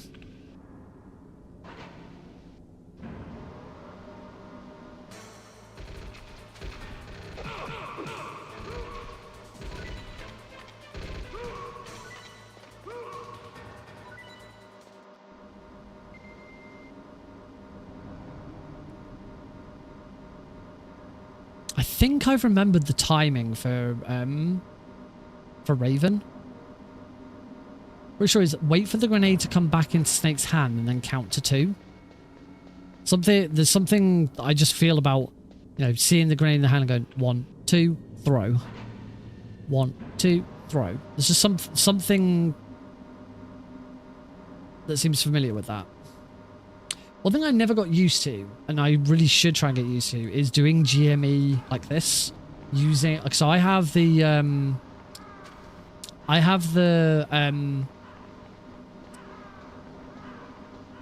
PSG-1 set to left stick click.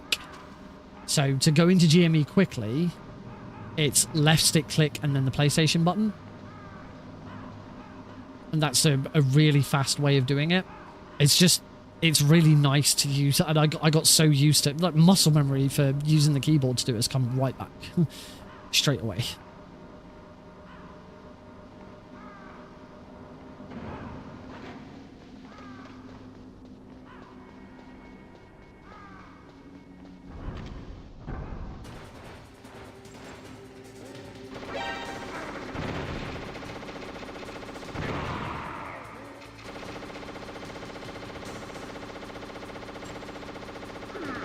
One, two.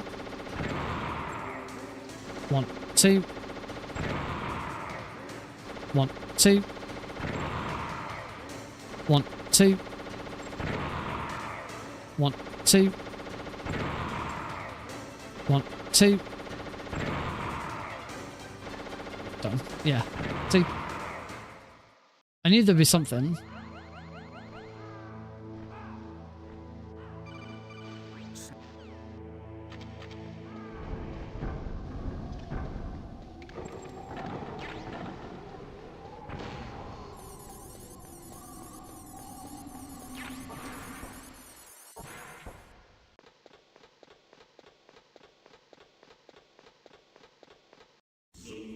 Zoom.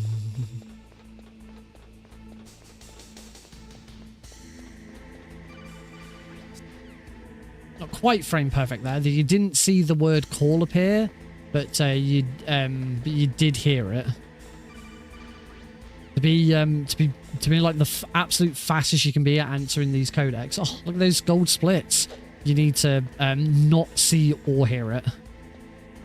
Like that. There you go. That's perfect. Perfect answering.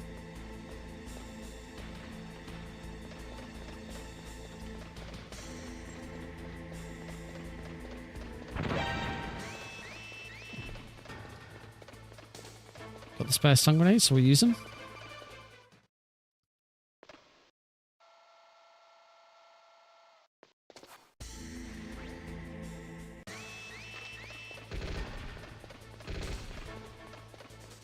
Bum bum bum bum bum bum. Bum bum bum bum bum. Bum bum bum bum bum.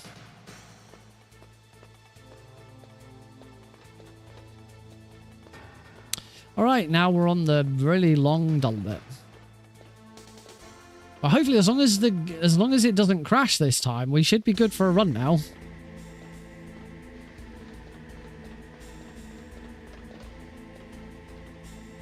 It's hoping for a good PAL key. I haven't been doing PAL key bet because I've completely forgotten about it, but going forwards we'll do some more PAL key betting. The way we think the PAL key is going to appear. Oh, this is a bad one.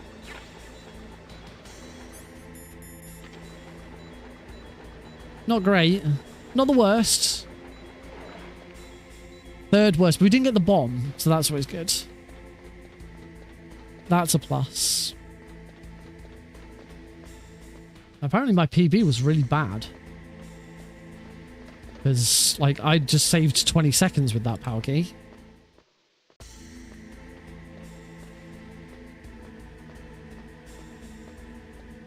I can afford to use one more stun grenade. Need to keep one. Should always have one stun grenade on you.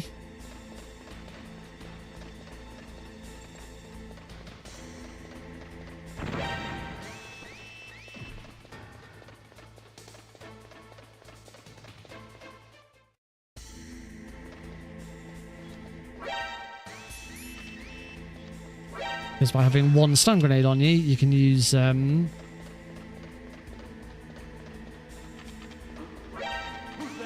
by having one stun grenade on you, you can swim by holding R2 and mashing the PlayStation button.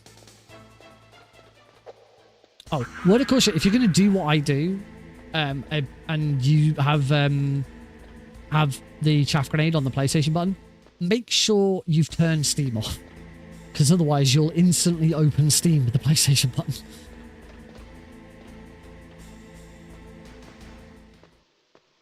A slight word of caution.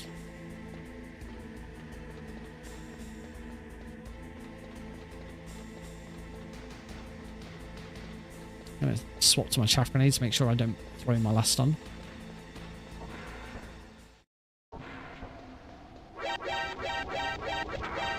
Oh, slightly too far over.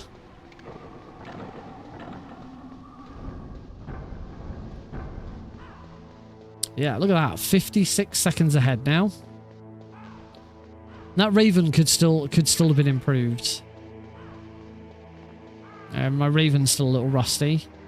Like, I was remembering to GME and then prep a grenade.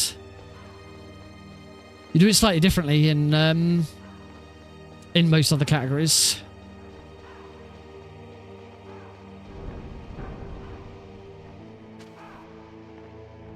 Okay, so now we're in GME 2, so we skip triggers. This is a quicker way of getting out here, is rather than trying to walk through the door, is just sit here, and the moment you get to 1 minute and half a second, hold up. And it takes half a second for Snake to crawl and hit the trigger.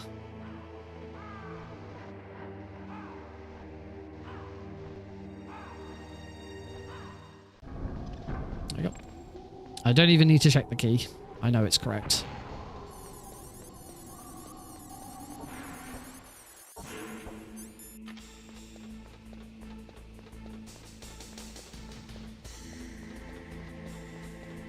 This is a lot. It is so much faster than console. At least with console, we are allowed to use turbo to get through stuff. It is worth noting the PC version. See, one thing we haven't done that we do in the console version is the weapon glitch, where we like trick the game into thinking that we've no longer got the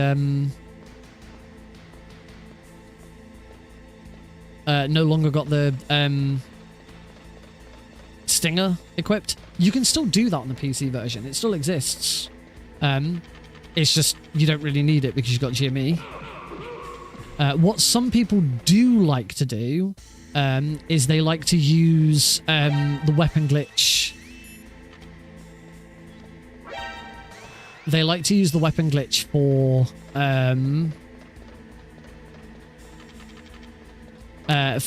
if you're doing all bosses, Sniper Wolf 1. Weapon glitch can still be used for Sniper Wolf 1, so that you run over to her and beat her up instead. It's not as fast as just doing it normally, but it can be done.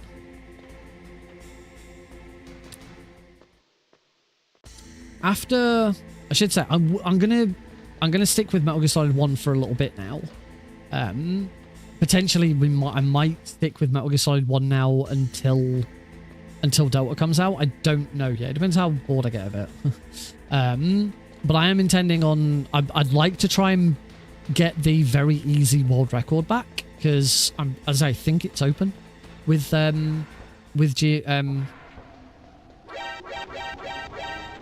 minimal install. Not a lot, because actually GME or a lot of minimal install was already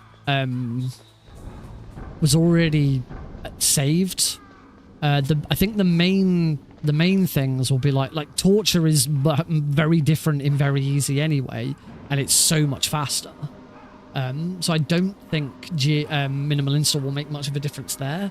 It's things like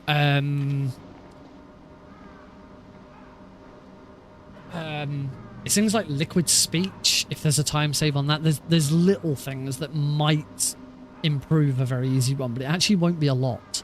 But I do still think that there's an opportunity. The other thing, which I have been trying to do this year, tried it with Metal Gear Solid 3 and succeeded. Finally, got to GME. Luckily, it doesn't take very long to skip, but it is still a times loss. Luckily, I managed it with Metal Gear Solid 3. Didn't manage it with Keratons, but managed it with Metal Gear Solid 3. I've attempted it this year with both Metal Gear Solid 1 console and Twin Snakes, and failed miserably at both. But with this, there is the opportunity to go back to extreme difficulty and get big boss rank.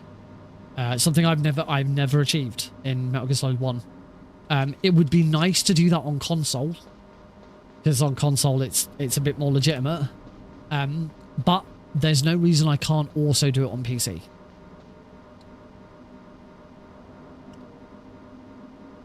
So yeah, that's a big opportunity as well. I think I definitely would like to have a crack at that.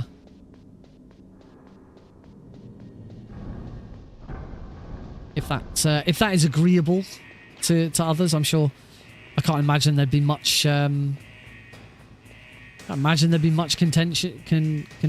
Contesting to wanting to do extreme big boss runs. Onto my wrist.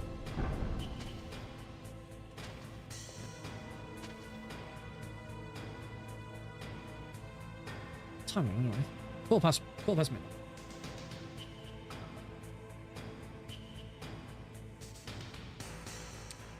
Oh, I need to finish this can of Coke. I'll be going to bed after this.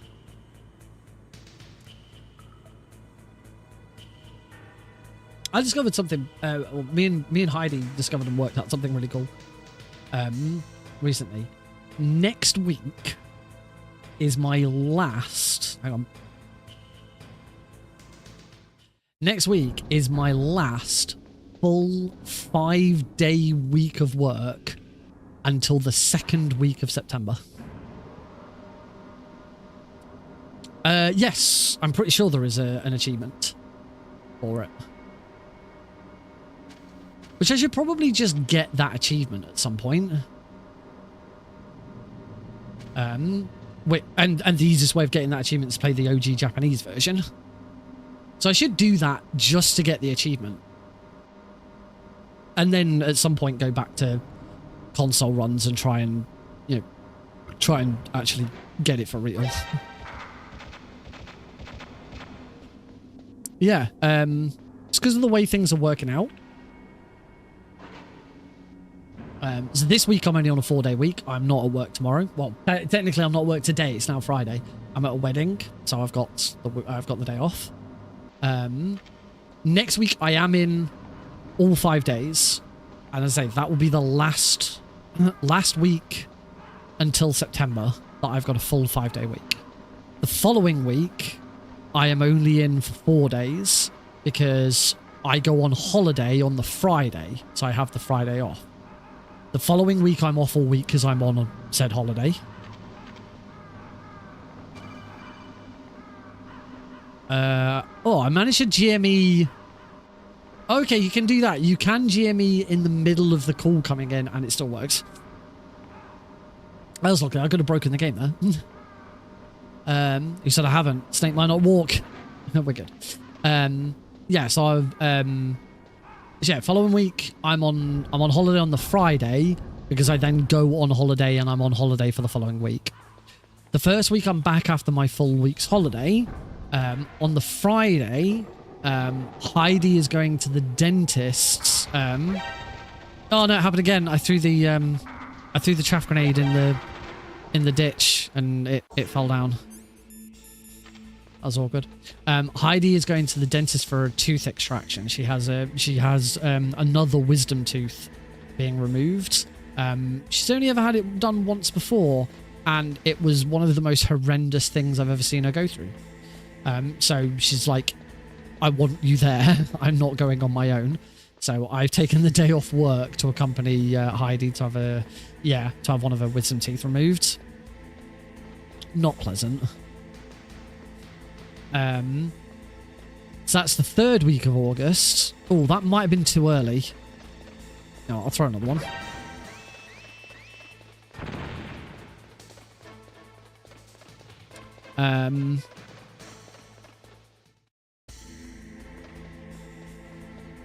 Oof, that was close. Nearly screwed that up.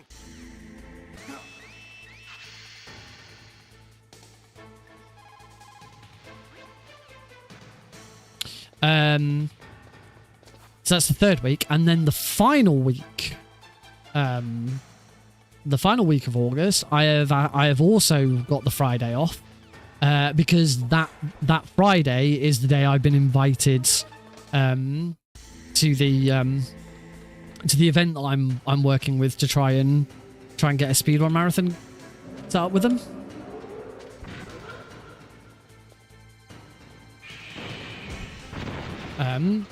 And yeah, they specifically want me there on. It's an all weekend thing, but for them it's easier if I'm there on the Friday.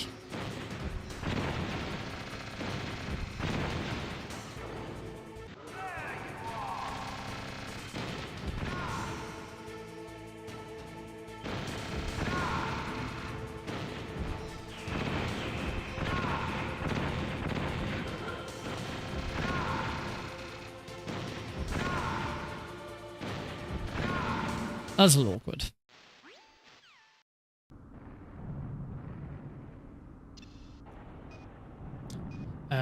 Oh, and then the week after that, the 1st week of September, I'm on holiday again. Because Heidi is back to work on the Wednesday, but Alex isn't in nursery at all that week. He's off nursery for the whole week. So I've taken the week off to look after Alex whilst Heidi's... right, I need to concentrate.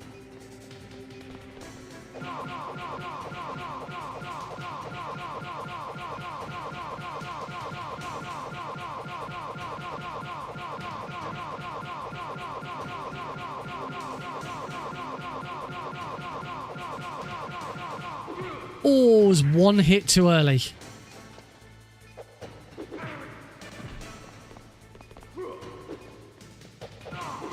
There we go.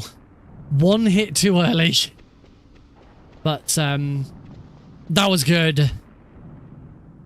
That was good to just pull that out again.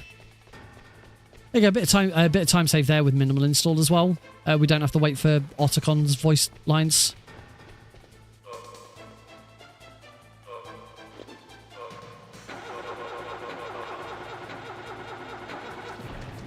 I think there's a time save there as well, because you don't have to wait for Ocelot to say snake get in.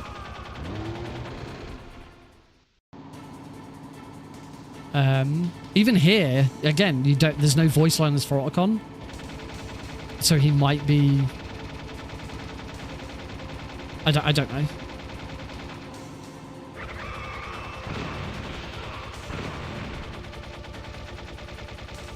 Nice, that was a really nice checkpoint.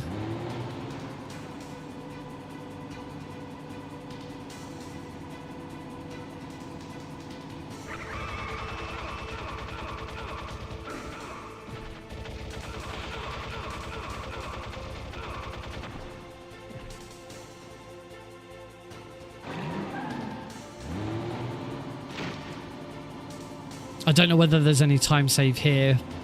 As I said, we kind of did the lines. Not yet, Snake. It's not over yet. It's not over yet. You weren't far off. That was pretty close. So yeah, I don't think the lines not being there doesn't actually save any time there. One bonus. Both bonus shots.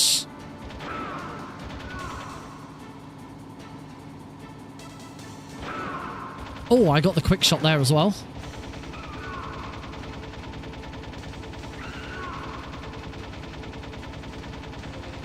One bonus. Both bonus shots in that transition as well. Nice.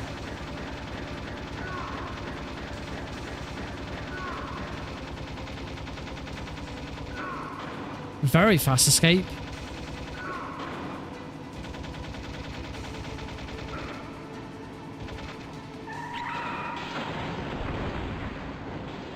I say 4 seconds, so that would suggest that there is indeed some time save there.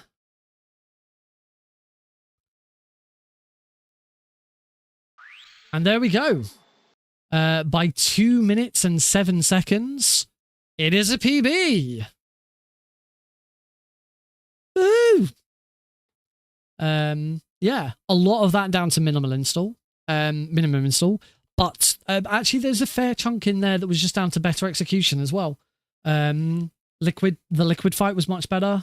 There was certainly a lot of other bits that went really well. Bobiscuit was first try, so yeah, some better execution than apparently my previous PV, and yeah, minimum install has brought me a new time save of 2 minutes and 7 seconds, which is really nice. Before I do actually just declare this, I actually, because the splits I have saved aren't always 100% accurate. So I'm just going to actually check on speedrun.com, PC, any percent PC easy. It's still the default.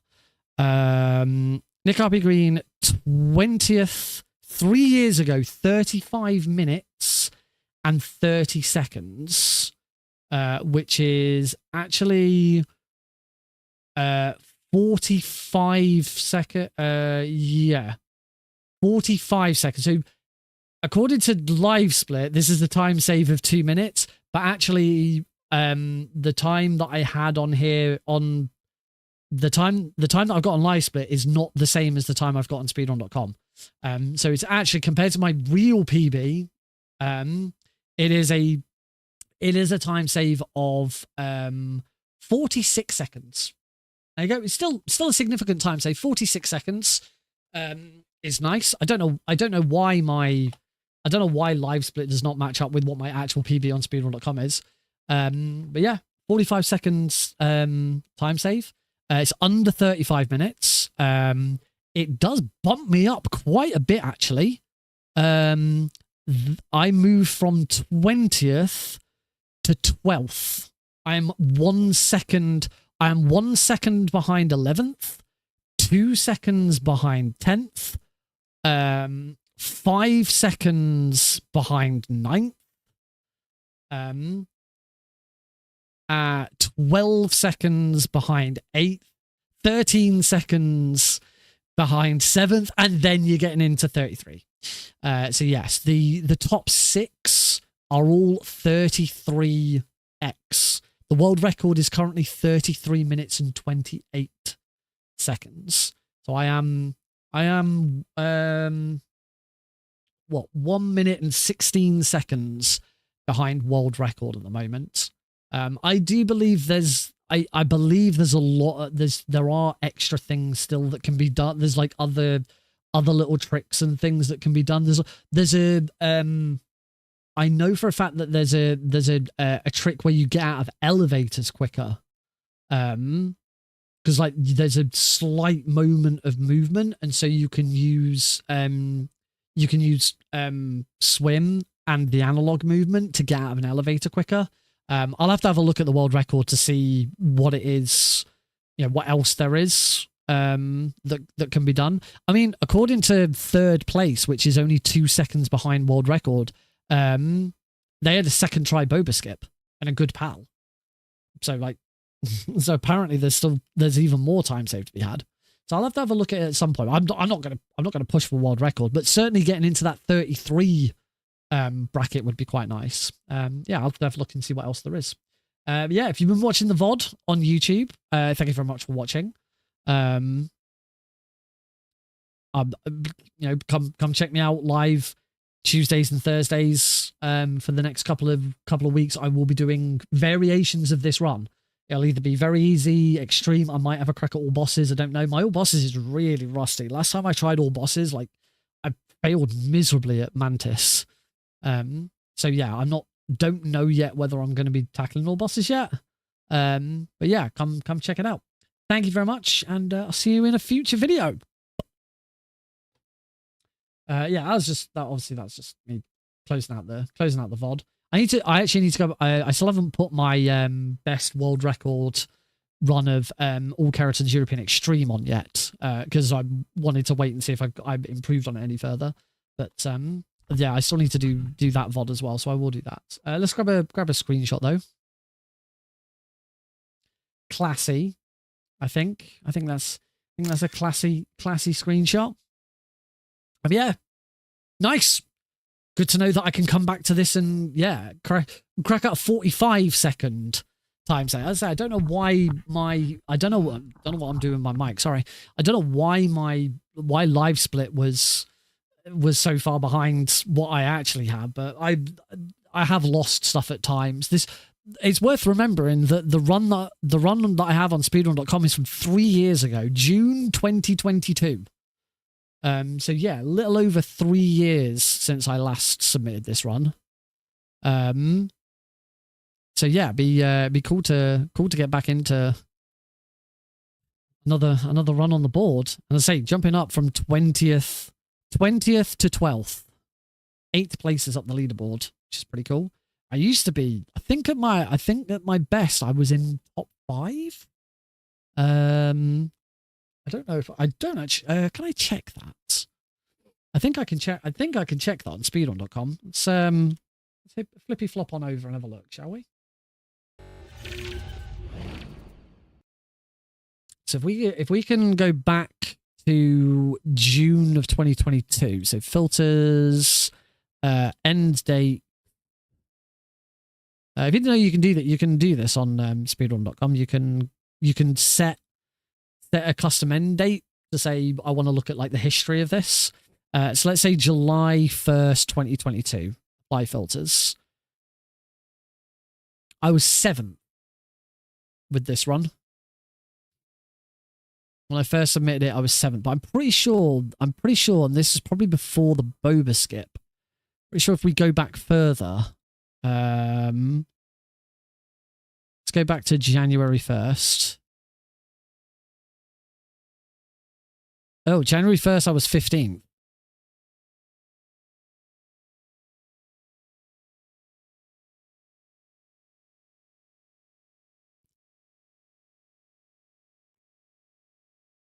Because by January, I'd only just started.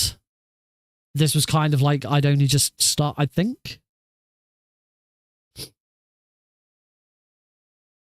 So maybe I need to go forward a bit to like, let's have a look at 1st of May. 9th. That's March. I'm sure I was like top 5 at one point.